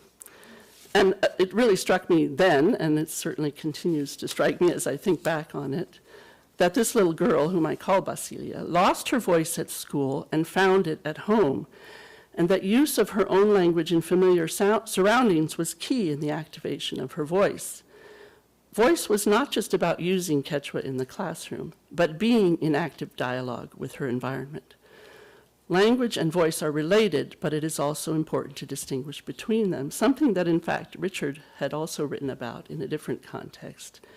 He wrote, "Language has a life of its own. It exists even when it is suppressed. When voice is suppressed, it is not heard. It does not exist. To deny people their language is to be sure to deny them voice, but to allow them, quote, their language is not necessarily to allow them voice." So I learned from these observations that when classroom practices are effective in fostering dynamic development of Indigenous learners' language and literacy, it's perhaps because of using their language in ways that mediate voice. And Indigenous voices thus activated can be a powerful force for enhancing learning and for,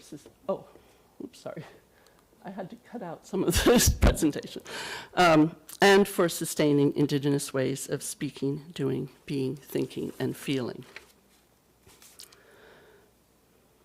I'm going to cut this out too, unfortunately. Indigenous educators' experiences in language revitalization, as told in these stories, are both profoundly different from and profoundly the same as those of other multilingual educators. The contested and highly politicized nature of Indigenous education and language reclamation is familiar to those engaged in multilingual education efforts in minoritized language communities everywhere.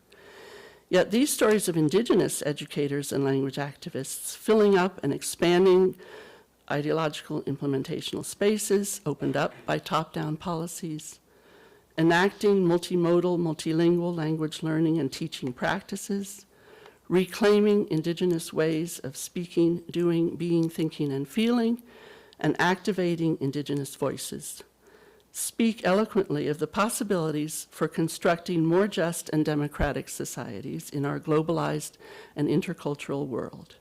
It is in their advocacy for the oppressed, and Indigenous peoples are arguably the most deeply oppressed of all peoples, that Indigenous education and language revitalization are so politically controversial, and at the same time, why they offer so much hope for a better and more just future for all peoples. And those are what I wanted to share with you. Thank you.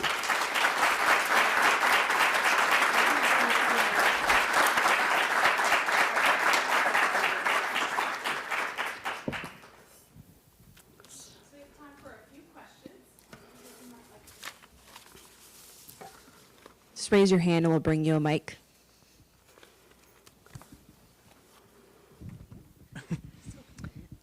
Hello, Dr. Hornberger. Thank you, Yupai Chani, for the review of your work.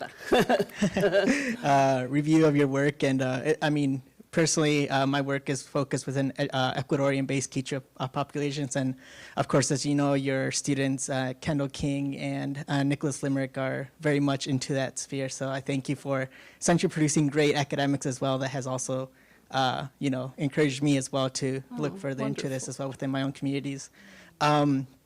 My question for you is, much of your work is very much homeland based, so in the actual countries of origin. And as you probably know, in today's age, especially from the Andean region, there's been an ever-growing migration over to the U.S. So my question in this case is, how can U.S.-based educators be able to also, try to implement these sort of mechanisms that would allow for Indigenous kids that are growing here in the state and to foster their Indigenous identity within this diasporic setting? Thank you. Wonderful question. Thank you so much. And a couple of things immediately come to mind, and you may know of some of this. When I was at Penn, a program was initiated by Americo Mendoza Mori, who was there as a first professor of Spanish, but he started teaching Quechua on the side and became very acogido. People really loved his courses, and So he built this whole program of Quechua at Penn, and a lot of it is sort of fostering that sense of community, not only among Quechua speakers, but other indigenous language speakers, and having like regional conferences.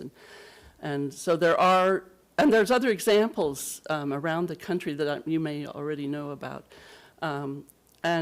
But I also want to give you a reading assignment. You're a student, right? I'm allowed to do that.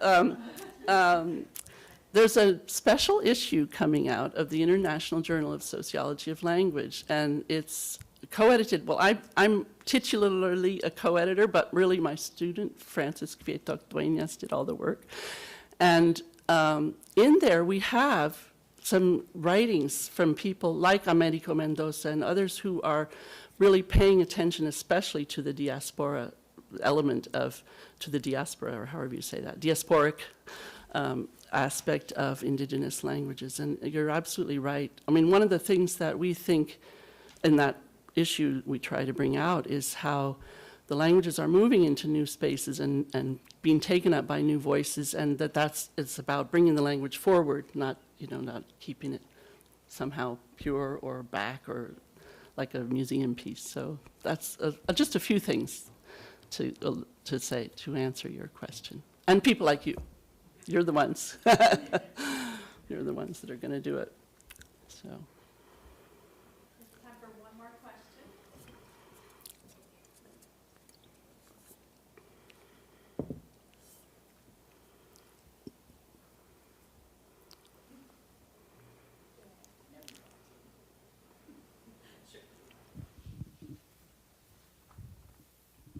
So thank you so much for this talk, Dr. Homberger. So I am a linguistic ethnographer. I define myself as a linguistic ethnographer, investigating like linguistic construction of identities in multilingual contexts. So one thing I'd like to ask, like apparently you've been to many places throughout your career. Like when I think of this designing research with participants, gaining access and gaining entry is sort of difficult sometimes. So like how would you compare yourself as a PhD student back in 1980s and then gaining access to those people you work with, and as a professor like researching on those communities? I think I understand your question in terms, I mean, it's all about building relationships. And in my case, I mean, you didn't ask this directly, but something that I've often thought about, and certainly it's been true over the course of my trajectory, that I always was and still am a believer that the researcher should speak the language, right?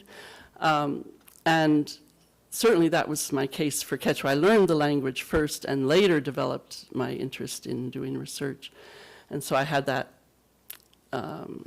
advantage, I guess you could say, right from the start. And later, though, I started working with other peoples where I didn't speak the language, and I didn't, unfortunately, have the chance to learn the language.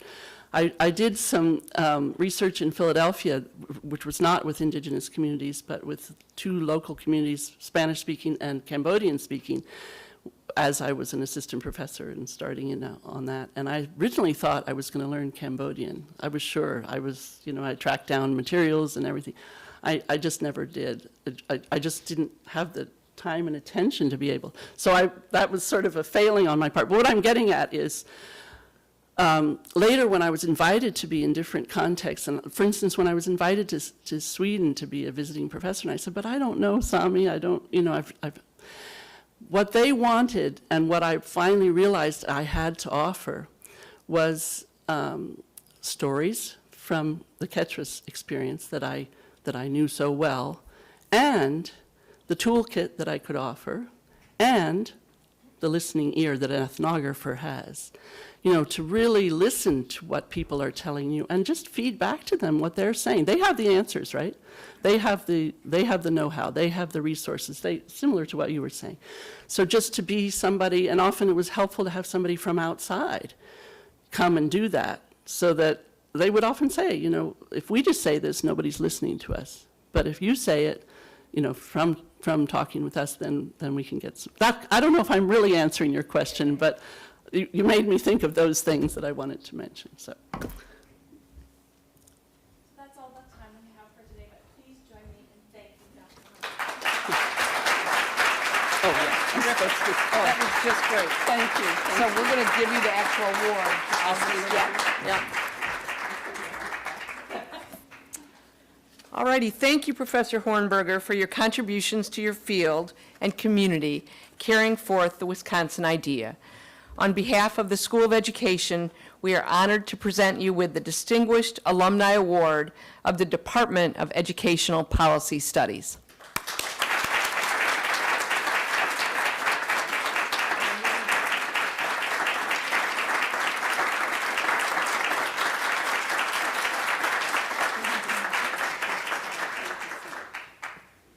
Thank you so much. We will start again at 3 o'clock.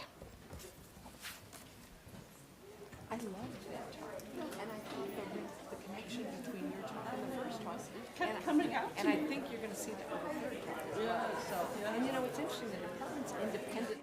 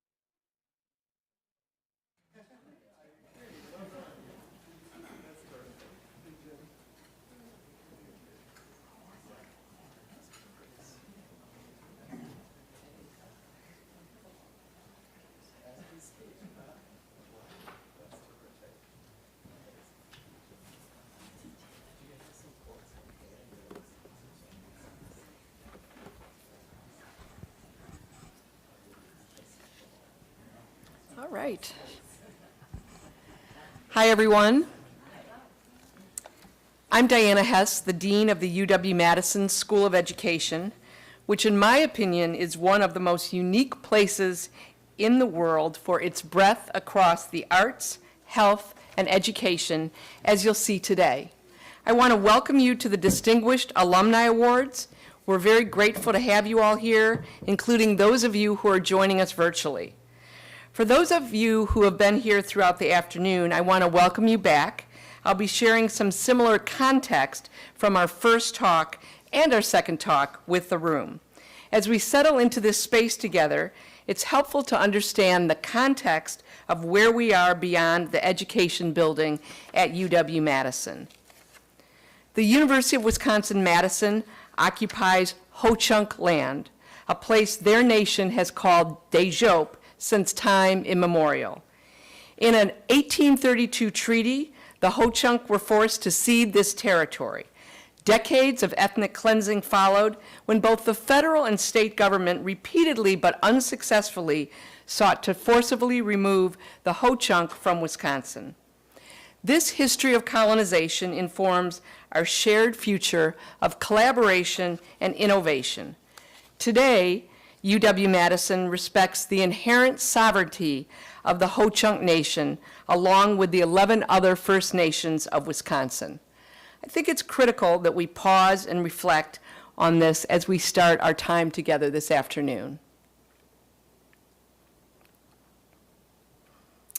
Now, I often say that we are the school of the good life, as the arts, health, and education are three areas critical to a good life. But what really brings that to life beyond the walls of this place? That's one question we'll get a sense of today among these three distinguished alumni who are trailblazing in their fields. Through their work and their scholarship, they're also bringing the Wisconsin idea to life with great impact, something for which we're not only proud of, but want to continue learning from them. Now, this year we asked three departments, one in the arts, one in the health area, and one in education, within our School of Education, to nominate outstanding alumni. Trust me, there was a lot of consideration from a broad group of excellent alumni, and our faculty had many people to choose from. They were tasked with identifying School of Education graduates who are making major contributions to their field and to society. Unlike Lifetime Achievement Awards, these honors are intended to recognize alumni at any career stage who have made notable contributions to their disciplines, professions, and community. For those of you who have heard the first two talks, you're going to notice again with our third talk that it's almost as if we said to these three departments, there's a theme, select great alumni who are distinguished in terms of what they have done with indigenous work in some way, shape, or form. There wasn't a theme. This just happened kind of naturally, but I must say it makes for a fascinating afternoon, because as we listen now to our third talk, I think we're going to realize that there are both some distinct differences, but there are a lot of things that in fact are very complementary and similar. We are so eager to hear our third speaker, but first I want to remind you that our distinguished recipients are our first speaker, Dean Samarepa. Did I get it right? I'm getting closer, I apologize, who gave a fantastic presentation earlier and is an alumnus of the Department of Counseling Psychology. We just heard from Professor Nancy Hornberger, an alumna from the Department of Educational Policy Studies. And now we're going to hear from our third speaker, Dr. Patricia Marquin Norby, an alumna from the Art Department, who we'll have the pleasure of hearing from next. I'd like to hand things off to my colleague, the Department Chair of the Art Department, Derek Bitch. Derek?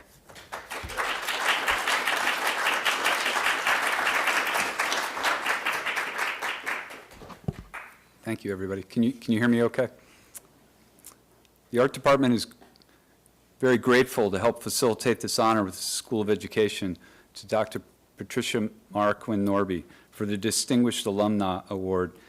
She is a University of Wisconsin-Madison alumna who graduated in 2002 with a Master of Fine Arts. Norby is the first curator of Indigenous arts appointed to the Metropolitan Museum of Art. This position of curator in one of the most prestigious museums in the world is in and of itself a great honor.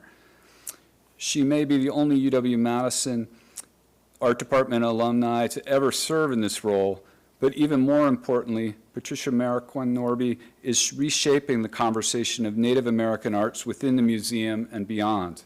The careful crafting of this conversation in the art world is essential in the numerous ways that it brings thoughtful representation to the entire field of research.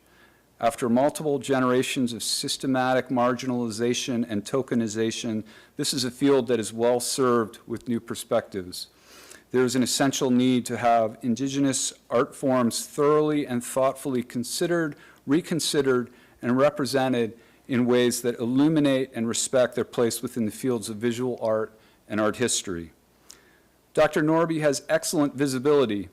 Any look into the professional background, into her professional background for this awardee will include feature-length profile article in the New York Times, a dedicated Wikipedia page, and the metmuseum.org. Dr. Norby comes to this position from other prestigious institutions such as the Smithsonian's National Museum of the American Indian, where she served as senior executive and assistant director, and the D.R.C. McNichol Center for American Indian and Indigenous Studies at the Newberry Library, where she served as director.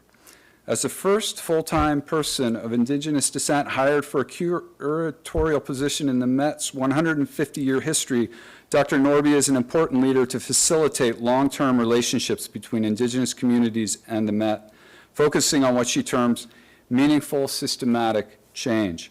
Dr. Norby's work and leadership is of great importance to the arts field and the current cultural needs.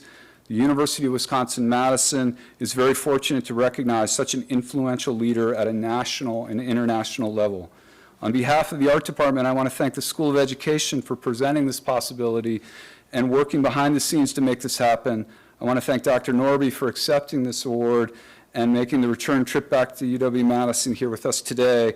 And I just want to end by saying the Art Department is super excited to host Dr. Norby, and please help us welcome Dr. Norby. Thank you.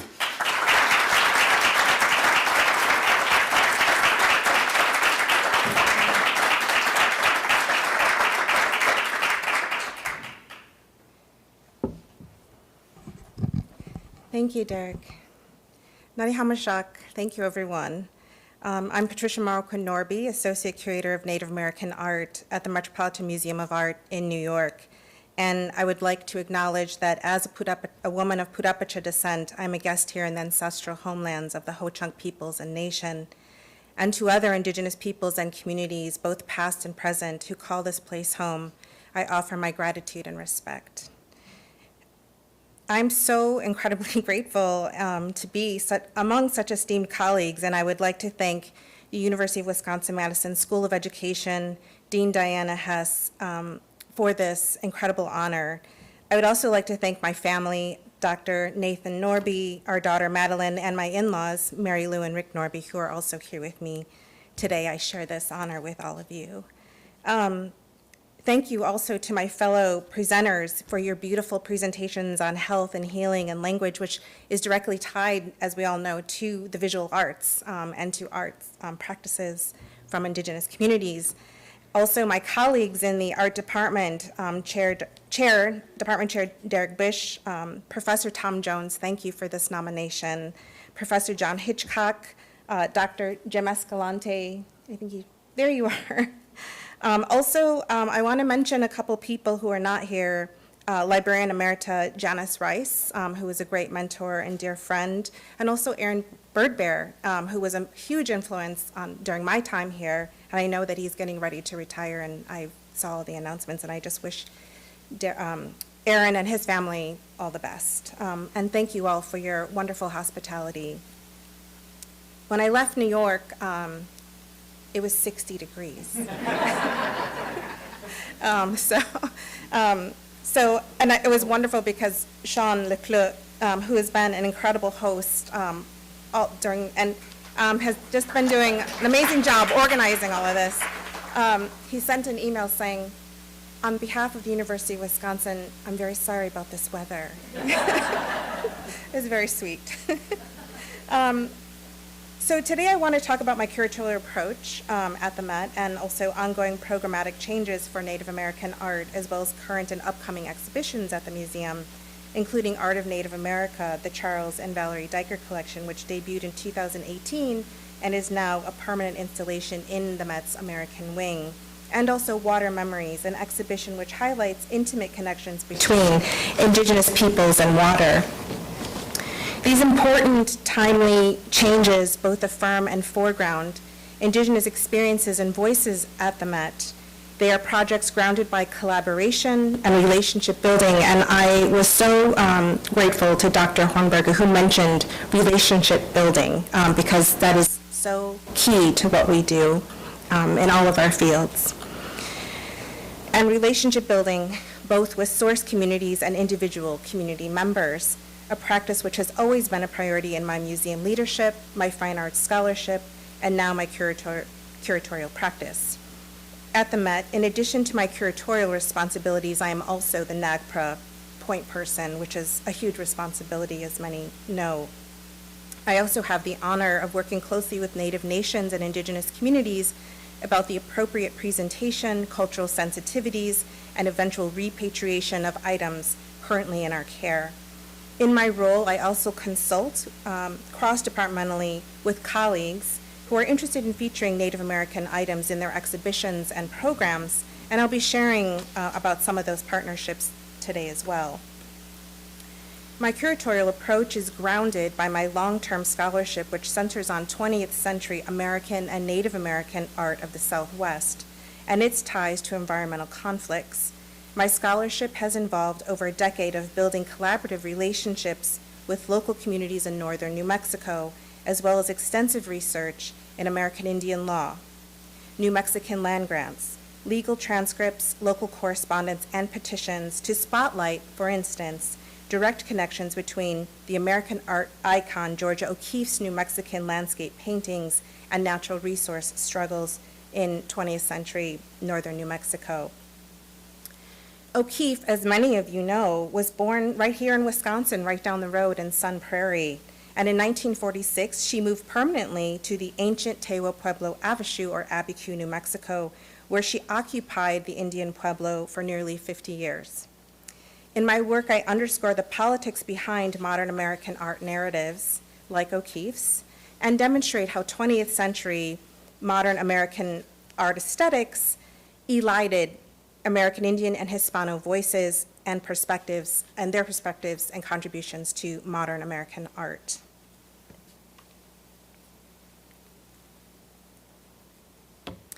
I share briefly about my scholarship with all of you because Indigenous perspectives have greatly impacted my curatorial vision and my commitment to Native American and Indigenous sovereignty, as well as my goals of presenting Native American art and its kinship ties to local environments and Indigenous homelands, values that are reflected in current and ongoing changes at the Met and in the American Wing's approach to presenting Native American art.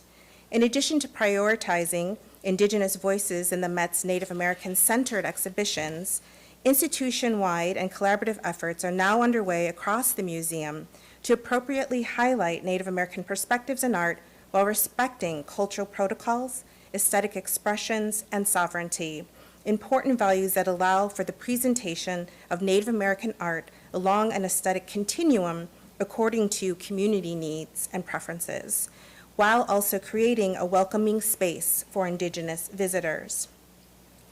The 2018 significant gift of 91 items from the Charles and Valerie Diker collection, a collection which highlights the brilliance of Native American artists from across the United States and Canada, prompted the permanent installation Art of Native America, which represents more than 50 Indigenous groups, as well as diverse Native American aesthetic forms, including painting, drawing, sculpture, textiles, quill and beadwork, basketry, and ceramics.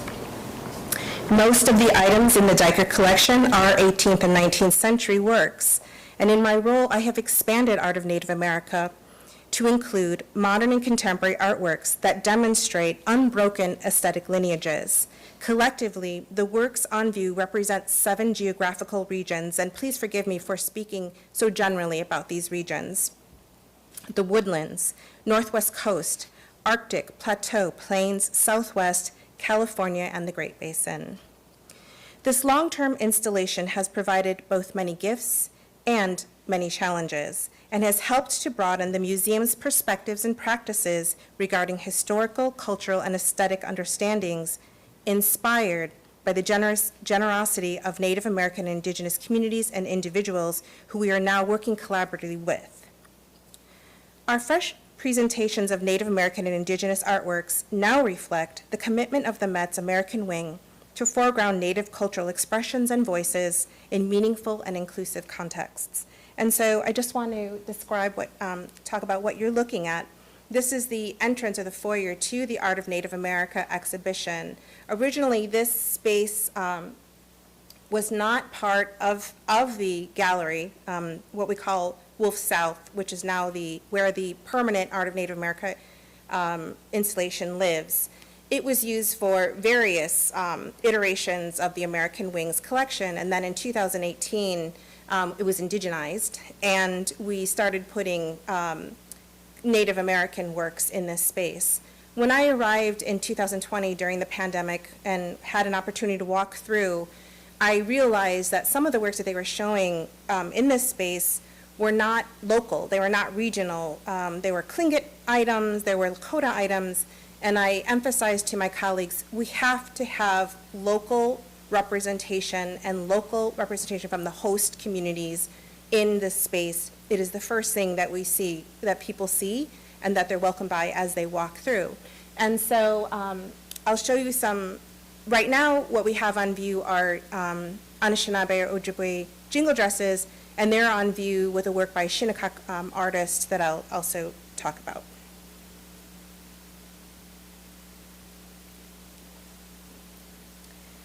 I also want to mention that as you enter into Art of Native America and you turn the corner, one of the first things you see is our active land and water statement. When I arrived, there was a map on the wall. It was flat, painted on the wall, and it delineated the regions of all of the communities that were represented in the exhibition. I immediately had that map removed. And I said, this map does not show intertribal connections, intercultural connections, marriages, relationships, seasonal migrations, movement, and it was not an indigenous map. It was stagnant, and it did not read to me as indigenous understandings about place and connections, kinship ties to their homelands. And I said, if we're going to have a map in this gallery, it'll be an indigenous map. And we now have one, and I'm excited to talk about that very quickly. Oh, so on this wall now is, we have our active land and water statement, and then we have a case there that is committed to always having one contemporary artist's work featured in the case that represents strong aesthetic lineage. And so right now we have this beautiful pot by Peter Jones, who's Onondaga, and Peter single-handedly revived northeastern pottery techniques in his community and throughout the New York region. I think when people contemplate indigenous pottery or Native American pottery, they often think of the Southwest. They forget that communities in the Northeast had their own pottery traditions. And Peter hand coils all of his pots. He hand pulls them. He then pit fires them, and he often includes patterning and design work that he does by hand, by hammering, but he also has all of these references to his aesthetic culture and lineage. And so he now goes around teaching children and community members about this practice. So it was really important to me to have local representation as you enter into this gallery space. This is the active land and water statement. It is not an acknowledgement. My boss likes to tease me, and she says, it's your manifesto. Yes, it is, and it states exactly how we will move forward with presenting Native American art. I'm just going to read a little bit from it. We affirm our intentions for ongoing relationships with contemporary Native American Indigenous artists and the original communities whose ancestral and aesthetic items we care for. We understand that these items, vibrant expressions of Native sovereignty, identity, and connections to community and family, embody intergenerational and environmental knowledge, including origin stories, languages, songs, dances, and ties to homelands. We commit to pursuing continuous collaborations with Indigenous communities and present Native American art in a manner that is inclusive of Indigenous perspectives, involves guidance from source communities, and creates spaces for respectful listening and thoughtful dialogue. We will work to advance Indigenous experiences in the Met's exhibitions, collections, and programs. We will strengthen our awareness of historical and contemporary environmental issues in the New York region and throughout North America in order to thoughtfully reckon with our institutional legacy and its impact on the lands, waters, and original peoples of this place, which are and always will be inextricable. When I wrote this statement, I thought, there is no way that this colonial institution is going to let me put this on the wall. And they said, okay.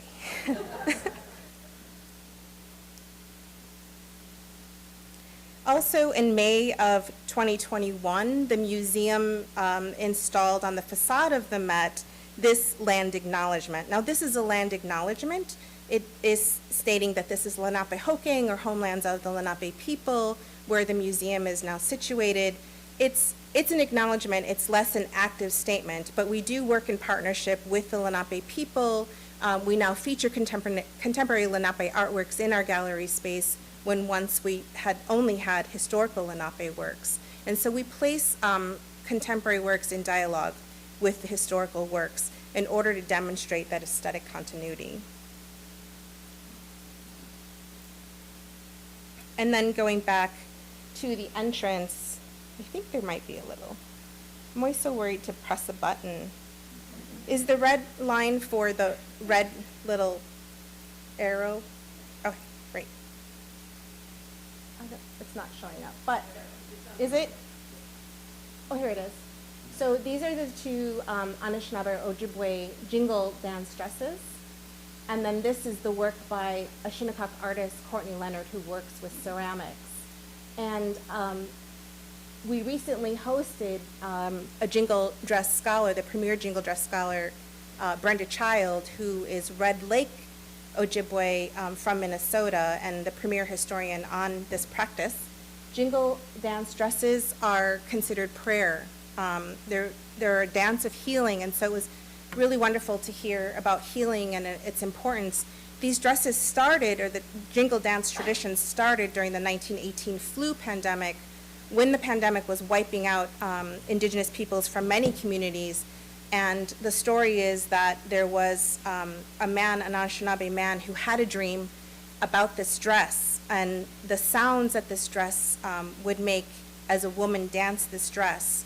And so this brought about healing for the community. And so he woke up and created this dress for his daughter, who then danced this dress. And so now this tradition is now carried throughout a number of Native American communities, and you can see it at different ceremonies, but also powwows and other social events. And it's really quite incredible when women wearing the jingle dance dress all line up and sway together, and you hear that swishing, beautiful, tinkling sound, which is uplifting. And part of the belief is that healing is carried through sound. And so it's this really incredible story. And also Courtney Leonard's Contact 2021 ceramic work. Courtney is Shinnecock, and her homelands are on the Long Island shore. And this work, she often addresses environmental issues that are experienced by the Shinnecock people, and also the sacredness of shells and whale teeth and whales to the Shinnecock. And for this work, she pressed her thumb into clay over 3,500 times, and then tied each of the individual shells, which represent her interpretation of wampum, to a canvas backing. The canvas represents whaling ships and the whaling industry, which impacted the Shinnecock people for so long. But also, I love the OCD quality of this work, that she was, during the pandemic, obsessively pressing her thumb into the clay, then firing them, and then tying each of the shells individually with artificial sinew onto this canvas. It's just an incredible work, just beautiful detail on many of the individual shells. And here's some close-ups of some of the visual detail of the shells. And so it was really important to me to have this be a healing space. During the pandemic, and we're still in the pandemic, people coming into Art of Native America to have this moment where they can pause, contemplate the dresses, contemplate Courtney's work, and have this understanding about healing as it is embodied within art. And then I want to mention this program which we recently hosted, The Sound of Healing, with Dr. Brenda Child, who helped us with the jingle dress installation, and also Robbie Robertson, who is Mohawk, and talked about sound and healing and the importance to different indigenous communities. We hosted a group of jingle dress dancers at the Met. It's the first time we had jingle dress dancers at the Met, and it was really an incredible experience to have them there, to have this moment of healing and community within this colonial institution.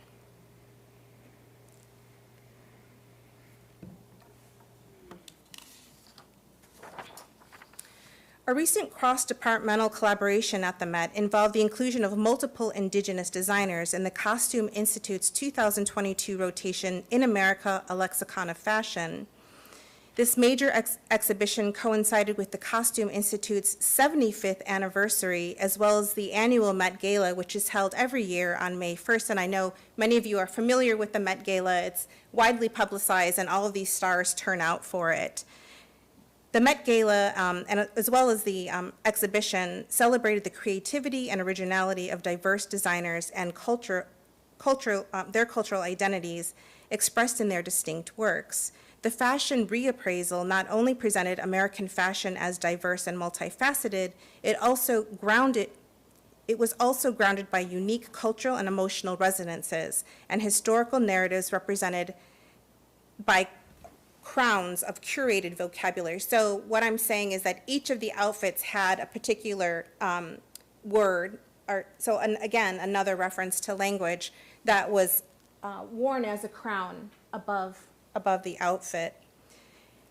So for the first time in the museum's history, we had 5 Indigenous designers included in this major exhibition, and I was very proud to collaborate on this project and also really push for Indigenous representation in this exhibit. So the 5 designers were Jamie Okuma from the La Jolla Band of Mission Indians, Margaret Roach Wheeler, who is Chickasaw and who is a famous designer who designed for many First Ladies, also Frankie Welch, who self-identified as Cherokee, and Evan Ducharme, who is Métis.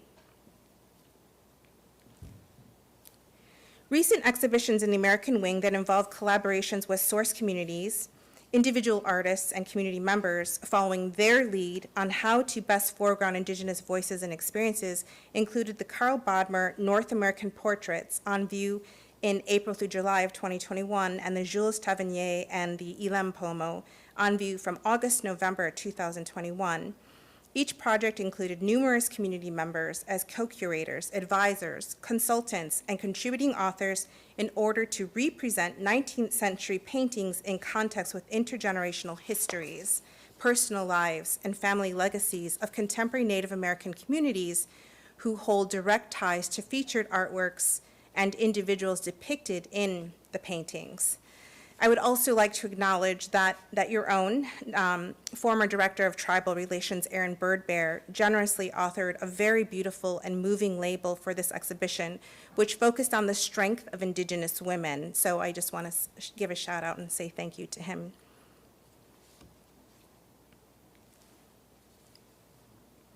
I am absolutely thrilled to share about our current exhibition featured in the American Wing's Wolf North Gallery, Water Memories, Water Memories opened in June 2022, and it will close on April 4th, so coming up really soon.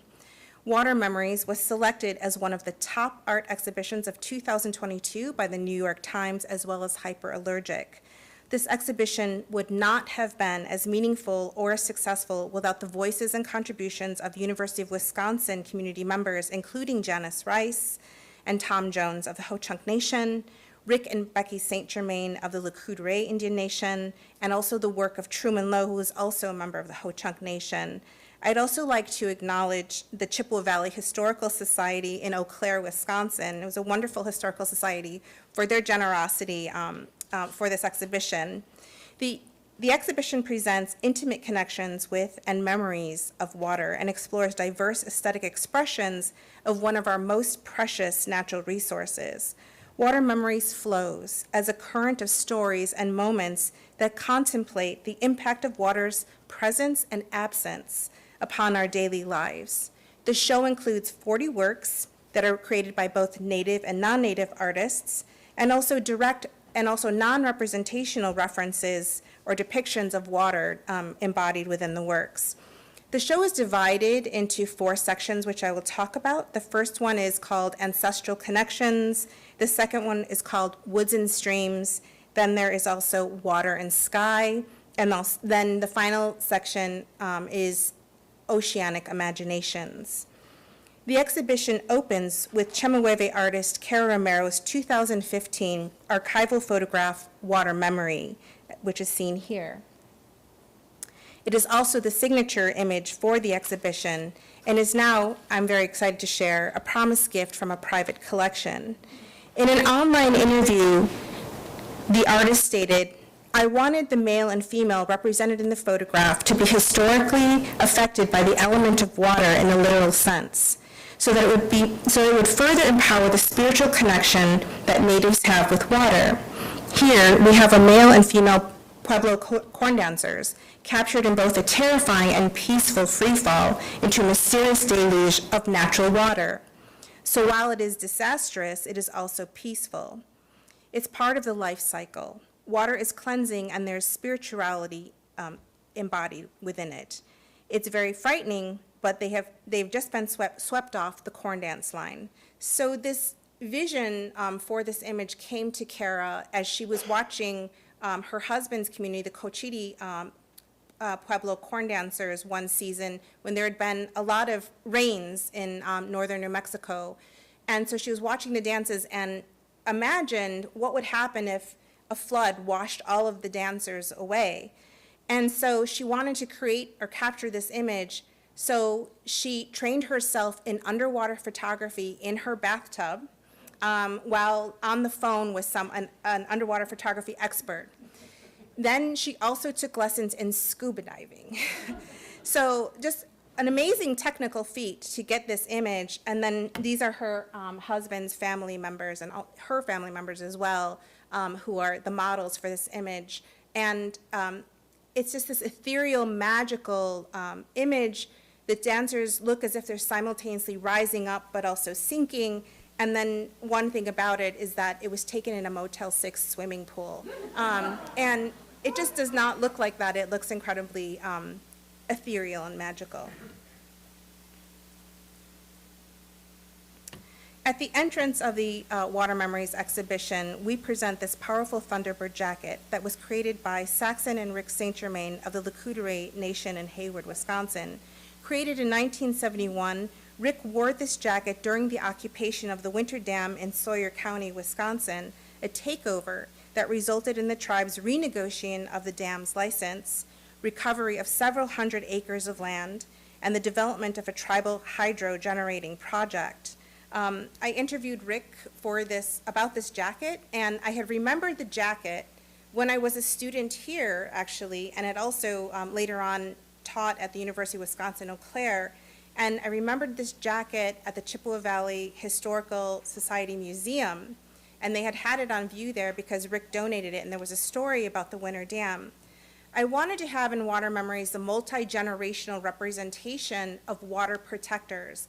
I think we're all familiar with the Standing Rock story, and it was important to me that people understood that Native peoples, indigenous peoples have been fighting to protect fresh water access and also natural resources forever. So I really felt strongly we had to have some strong intergenerational representation of earlier water protectors and activists in this project. So I remembered the jacket. I got on the phone and called the Eau Claire, the Chippewa Valley Historical Society, and said, "Can I borrow that jacket?" And they were just blown away that someone at the Met would want to borrow this beat-up old jean jacket and have it on view. But it's actually quite powerful. Rick and his mom created the jacket together. He had told her, the story is that Rick spent a summer on the Alcatraz Island during the occupation there in the early 1970s, and spent a summer there, met with activists, met with AIM members, then took that energy back to his home at the Lacouture Indian Reservation, where they were fighting the renewal of the Winter Dam lease. He, at 19 years old, decided he was going to occupy the Winter Dam. AIM members and other community members joined him in this fight, and then it resulted in the tribe then having control over the dam. His mother helped him sew the red felt Thunderbird onto the jacket, and then also they did beadwork, tiny blue beads of water droplets all around the edging of the jacket. And Rick had shared with me that the Thunderbird is a powerful image for his community. It's also about renewal, continual life, regeneration, and it also represents a rainstorm or a thundercloud emerging or coming toward you. And so it was just the perfect piece to have in this project. He also told me a funny story that the jacket itself had been hanging in his mother's closet for years, and nobody really cared about the jacket. And then his mother pulled it out and they worked on it. And then suddenly his older brother said, "Hey, that's my jacket." And he wanted it back after he saw what Rick and his mom had done. And he said for years he and his brother would tease each other about who the jacket actually belonged to. And this is the jacket installed at the Met in this very posh neoclassical 19th century gallery. And I just love that, that statement of this DIY, this very homemade jacket facing this elegant gallery space. And as you can see in the distance is the entrance to Water Memories.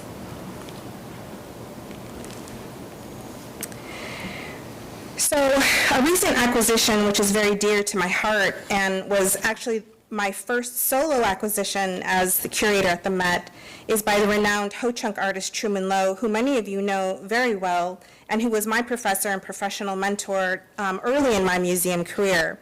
This elegant 1993 sculpture, Feather Canoe, is made of hand-harvested, then stripped willow, copper wire, and white feathers, and portrays water as a place of sanctuary, emergence, and regeneration. In his 2004 biography, Woodland Reflections, written by Joe Ortel, Lowe states that he wanted to create a canoe that could recreate the sense of hovering or feeling he had while floating along the Wisconsin rivers in a canoe with his family. The result is a lightweight, minimalist vessel that speaks to connections between water and sky. The works in Water Memories embody both personal moments and also urgent environmental challenges currently faced by numerous indigenous communities to protect shrinking homelands and freshwater sources. The quiet potency of this installation intentionally draws in viewers to pause, look closely, and to reflect upon contextual, cultural, and also their own personal meanings and connections with water. So this is a photo of installation of Feather Canoe. And when it first came into our collection, I had wanted for this exhibition for the canoe to be open and displayed in the open, but because of its natural materials, it's sensitive to temperature changes, environmental changes, but also infestation, which is something that all museums actually confront. And so my design team said it's going to have to be enclosed in a plexi box. And I really struggled with this, the idea of something that's very natural and meant to be very minimalist being enclosed in a box. What we didn't anticipate was that once it was in the box and then suspended from the ceiling as if it was flying, the box itself actually acted like a multi-dimensional mirror. And so standing under that plexi box with the canoe suspended inside of it, you got an image of the canoe from every angle. And so the box created this mirrored-like box. And there were all these magical moments when installing this exhibition that were completely unexpected. And it made me understand, like, all of these things were meant to happen as we were installing. In the exhibition, Truman's feather canoe is placed in dialogue with the 19th century cyanotypes of the German-American photographer Henry Bosse. Between 1883 and 1893, Bosse was hired by the U.S. Army Conservation Corps of Engineers to create images of the upper Mississippi River between Minnesota and St. Louis for a project intended on remaking the entire river. The result was over 300 liquidy blue, oval-shaped photographs of the river and its surrounding lands. What Bosse did not anticipate was that he was also documenting the ancestral homelands and waters of the Ho-Chunk and Dakota peoples. And so I wanted to have Bosse's images in dialogue with Truman's work so that you could understand that connection between the Ho-Chunk people and the land and waters of the region. And so you're looking at Bosse's image from 1885 of the bluffs of Trumpelow County, Wisconsin, and it's actually where we live now. We have a home there in Trumpelow County. And then this is the canoe with the suite of cyanotypes on view.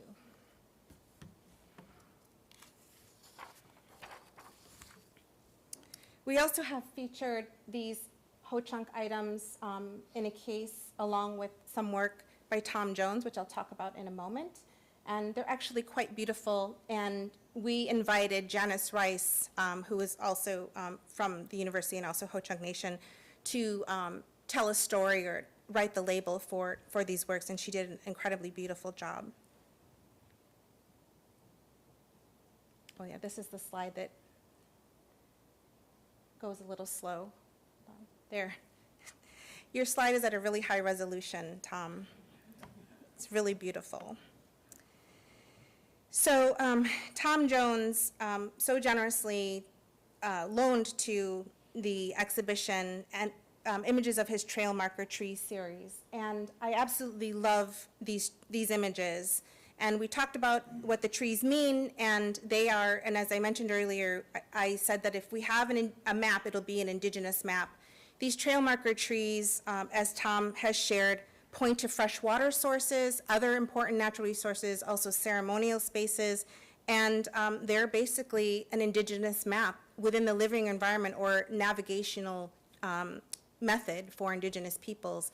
And these particular trees do, in the exhibition, point to fresh water.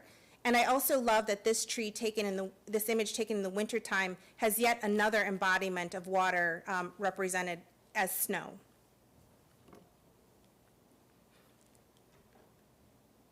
And then this is the Forests and Streams part of the exhibition as it's installed at the museum right now. And you see the Ho-Chunk items with Tom's winter trail marker tree and then also the trail tree marker tree in another season. Another highlight of Water Memories is the 17-foot triptych created by the Genuine German-American artist Fritz Scholder, most well known for his Indian portrait series of the mid-20th century. Possession on the Beach from 1989 is one of few works by the artist that depicts water. The image also reflects a very challenging time in the artist's life. He was going through divorce. He was dealing with a number of very serious health issues.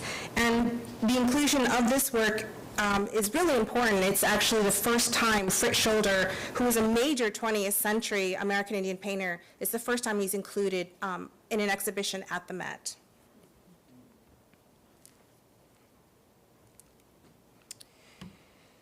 And then also this work another work by Courtney Leonard is in dialogue with Fritz Scholder's work. And again, Courtney is Shinnecock, and she often references scrimshaw practices, also northeastern ceramic practices, the sacredness of Wales to Shinnecock Nation, and also the COVID pandemic, as well as environmental issues in her sculpture and also her other works. So for Courtney's sculpture, it took 4 staff members 2 days to install. It's basically like a very fragile porcelain Jenga puzzle.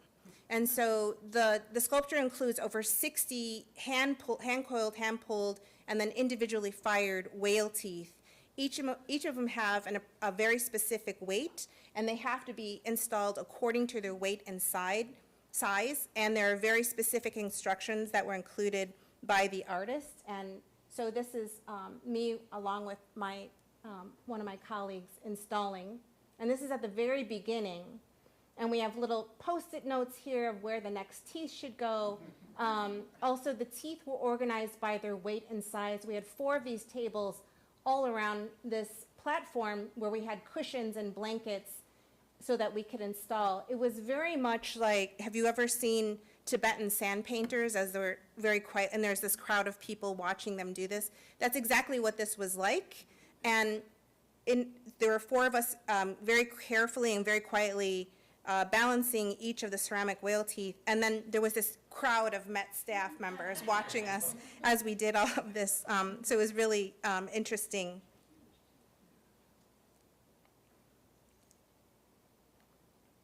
And these are the works installed together in the Oceanic Imagination section of the exhibit. And I want to say about this section of the exhibit, there are 2 other works by non-Indigenous artists, William Merritt Chase and Arthur Dove, and then Courtney's work, and then the work by Fritz Scholder.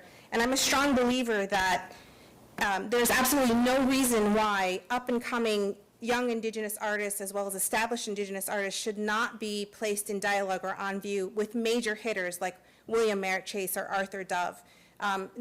We share this world, we share this space, and they should all be shown together in these spaces.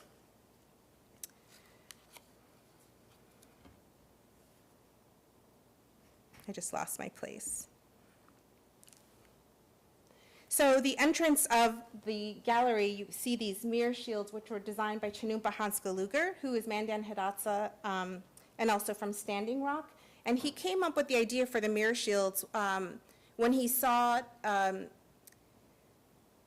women activists holding up, Ukrainian women activists holding up handheld mirrors to armed police. He wanted to recreate this idea for water protectors at Standing Rock.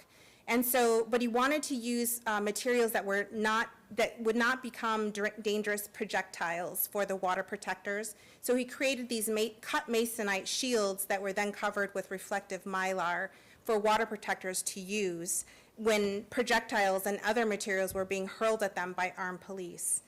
And so I love the reflective surfaces of them, and also the idea that visitors come into Water Memories and the first thing they see is their reflection as they walk into the gallery, and they understand their role in helping to protect fresh water sources.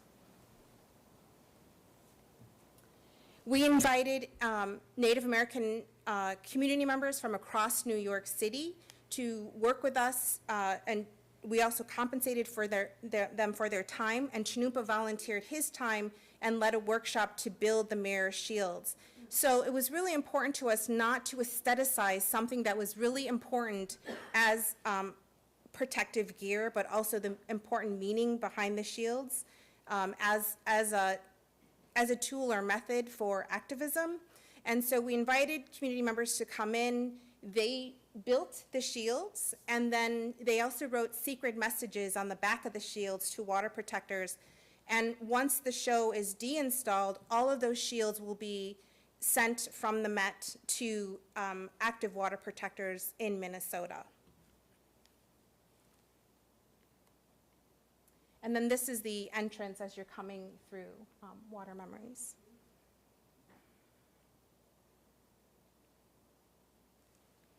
We also pulled from the American Wings historical collections and included these 19th century whale oil lamps to have in dialogue with Courtney Leonard's whale tooth sculpture. many of these lamps have been used, and many of them still have residue from the original whale oil fat on the original wicks that are in the lamps. And I want to mention that when I was working with the designers, I kept saying the same words to them. I want reflective, I want sparkly, I want magical, and they made all of that come true in this exhibit. So it's a wonderful experience as you're walking through the show. All of those things are very much part of this exhibition. And I wanted those qualities because that's what water is.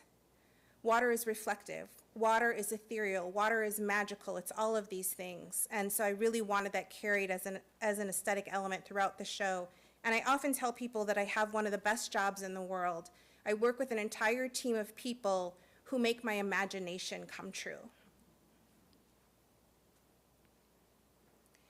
As Associate Curator of Native American Art, my ongoing efforts to foreground Indigenous voices reach beyond gallery spaces. Currently, the museum has hosted virtual source community visits to our collections to help build positive collaborative relationships with sovereign nations and to discuss culturally sensitive and NAGPRA relevant issues.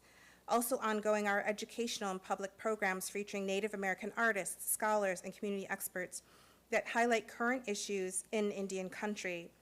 I'm excited to share that our new Art of Native America audio guide, created in collaboration with the Met's digital team, includes the voices of many community members, artists, Indigenous celebrities, and features the award-winning Cree and Métis actor of film and television, Tantu Cardinal, as narrator. I'm also proud to say that there's been much change and growth at the museum. I'm a strong believer that effective and long-lasting change takes time. My time at the Met began during the height of the COVID pandemic. My initial year was largely virtual, but it provided me the opportunity to assess the specific needs of the institution and to begin developing institution-wide guidelines for issues regarding NAGPRA, collections care, exhibition protocol relevant to the Indian Arts and Crafts Act of 1990. These important measures help with the ongoing efforts to provide a welcoming, collaborative space for Native American and Indigenous communities.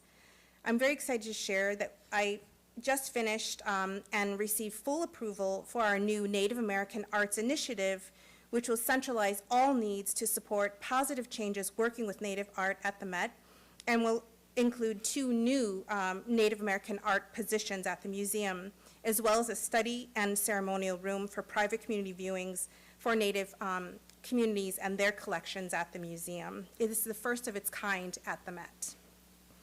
Developing new policies and implementing culturally sensitive protocols at colonial and encyclopedic art institutions, where in many cases these practices are very new, can bring about many challenges. But they also encourage potential for new relationships, new beginnings, fresh perspectives, and collaborative partnerships. Indigenous art and creative practices have always offered diverse and innovative ways of knowing and understanding the world, unique expressions that are visually and materially realized in established aesthetic systems and community protocols. For many Native American Indigenous communities, creative production and aesthetics are deeply rooted to the places and regions to which we all belong, and to all that is good about who we are as Indigenous peoples. This is one way we connect to our histories and to one another. The ongoing daily work with Native American art collections reminds us that these works carry the hopes and visions of our ancestors, but also that we must engage in ongoing dialogues, cross-cultural collaborations, and continual recentering of our self-determinations and creative practices. We must also always question and internalize settler colonial limitations, settler-imposed borders and boundaries about who we are and how we want to move forward collectively as Indigenous peoples. And so I'm going to close with our upcoming exhibition, which is Grounded in Clay, which is the first entirely Native American community curated exhibition in the 152 years of the Met's history. The show was curated entirely by Pueblo community members, 60 community members. They each chose works for the show, and there's over 100 works that will be in the exhibition. So it is the first community-curated Native American exhibition at the Met. Pueblo community members have curated 100 works, contributed to in-gallery labels, and also the exhibition catalog. We foreground the voices and perspectives of 60 community members from 19 Rio Grande Pueblos, Isleta del Sur, and Hopi communities. And co-curators included professionals from the School for Advanced Research in Santa Fe, New Mexico, the Vilcek Foundation in New York, and also the Met. And I was really honored when the Pueblo community members asked me to curate 2 works for the exhibition, and so I chose these 2 water jars from Cochiti Pueblo, and I'd like to read what I wrote about the 2 jars. Created nearly a century apart, the visual dialogue between these 2 storage jars is compelling.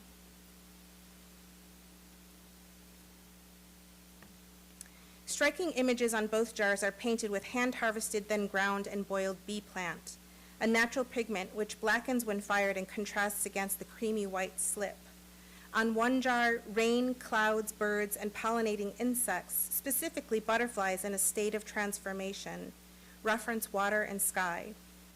On the other, a seedling emerges out of the red earth and is greeted by the light and warmth of the sun, just as swelling rain clouds hover above. Pictorially and materially, both pots embody life renewal and growth, gentle reminders of the beauty and fragility of the natural world on which we humans depend. Broad bands of slip in La Bajada red, soft cream, and other natural colors organize the jar compositionally and echo the stratified earth of the mesas, cliffs, and arroyos in the Rio Grande Valley. I like to imagine these 2 jars in someone's home, resting in the cool shade of a family kitchen that smells of delicious simmering foods. Their expertly scraped and smooth, voluminous forms hold fresh water or nourishing grains, a comforting presence that is likely part of a family or community's daily life. My own family's community, the Purepecha, also create hand-coiled pottery with images of water, celestial bodies, and animals. The Purepecha are also Pueblo people, a fishing community known for their swirling butterfly nets, which they use on Lake Pátzcuaro in the volcanic mountains of Michoacán. Once, when visiting my great-grandmother's pueblo outside Pátzcuaro, I bought a large clay jar painted with rows of fish, raindrops, and mountains. The woman who made the jar wrapped it in layers of Mexican newspaper, then carefully placed it inside a cardboard box. On the plane, heading home, I flew over 2,000 miles carrying that clay pot in my arms. High above settler-imposed international borders, I held images of water, sky, and earth. Thank you.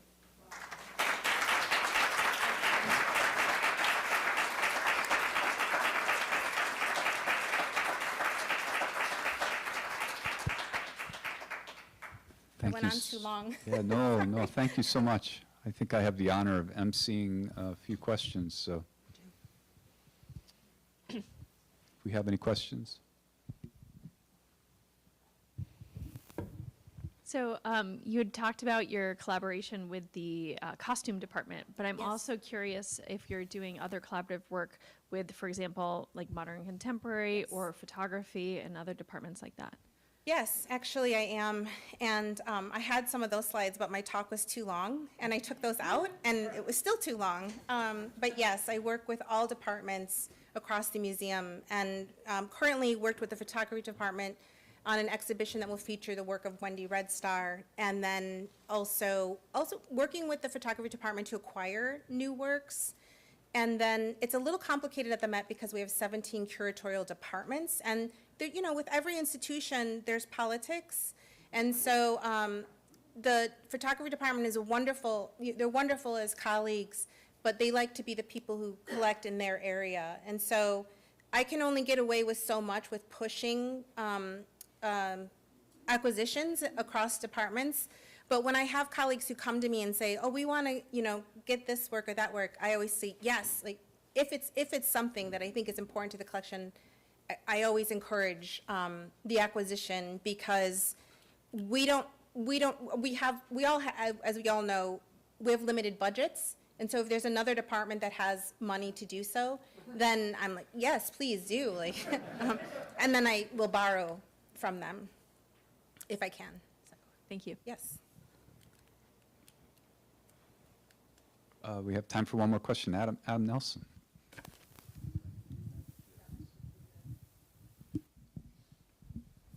Thank you so much for that talk. I enjoyed it so much. It was, for me, a really great way to bring together community building as well as celebrations of different ways of expressing ourselves in visual languages and so on. And I just wondered if you had advice for us at the university about how to prepare graduates to do this kind of work of building communities together across the country around new and diverse languages, that translational aspect, and bringing exciting ideas to very wide publics, and preparing students to do that in the future. That's a great question. And I have to say that I'm a strong believer that if you are not part of that institution or working there full-time, then it's difficult to provide advice. Because you have to know what's happening internally within an institution. So I tend not to make suggestions, but what I can tell you is that many of the things that the University of Wisconsin-Madison is already doing has great impact. So I just want to say that, and also thank the university, because when I started here, I'm getting emotional, sorry. I was a single mother who had a little boy, and I was a hotel maid. I was scrubbing toilets in shining shoes to get through my undergraduate degree. And I thought, this university is not gonna want me, but I submitted my drawings and my portfolio to the art department, and I was accepted. And I received a letter that they not only accepted me, they offered me a 3-year fellowship, they offered me housing, they offered me health care, they offered me a stipend, and they offered me a studio space. And that changed my life. So thank you.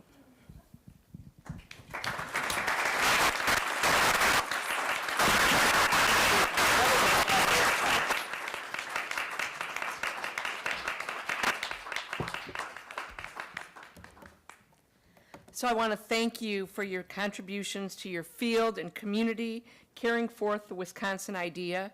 On behalf of the School of Education, we are honored to present you with the Distinguished Alumni Award of the Art Department.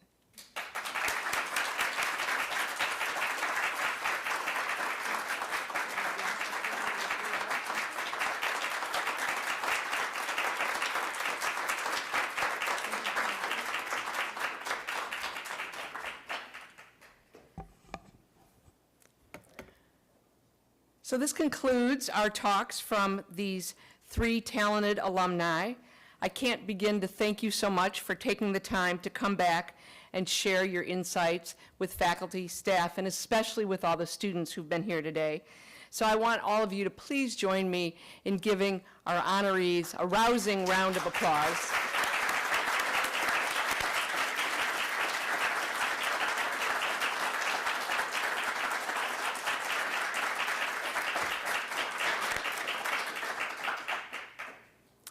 I'm moved by your last comment to let everyone know the very good news that in the last couple years we've worked hard to make sure that all students who are accepted into a PhD program or an MFA program are fully funded, the kind of funding you had.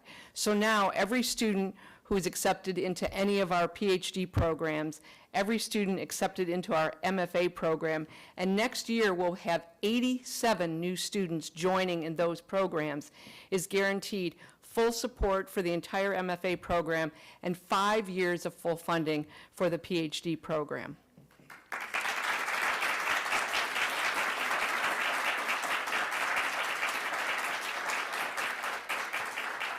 So before we go to our reception, I want to just take a moment and thank all the people who helped first develop this new way of honoring our alumni and also pulling off this event. So real quickly, about a year ago, our Associate Director for Communications, Marianne Spoon, was very interested in making sure that we came up with a really good way of honoring alumni, a way that represented the 3 pillars of the School of the Good Life, the arts, health, and education. And so The Senior Associate Dean, Adam Nelson, and the department chairs and the associate deans from art and health and education worked together for a number of months to kind of figure this out. And I think they did a brilliant job. And the way it works is that we started off with these three departments, counseling, psych, and educational policy studies, and the art department.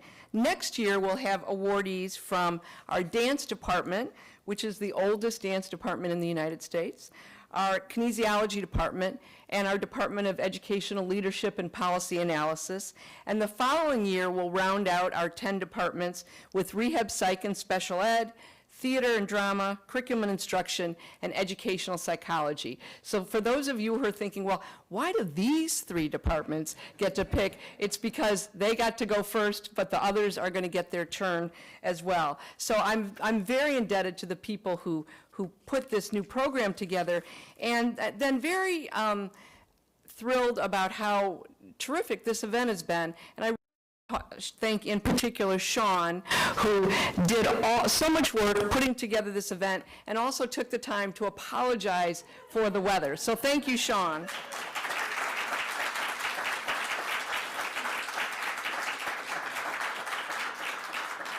And I'd like to invite all of you to join us for a reception. If you go out the door and take a right past the cafe, you'll be in the Mortgage Commons where the reception is. So I look forward to talking with you all there. Thank you again for coming.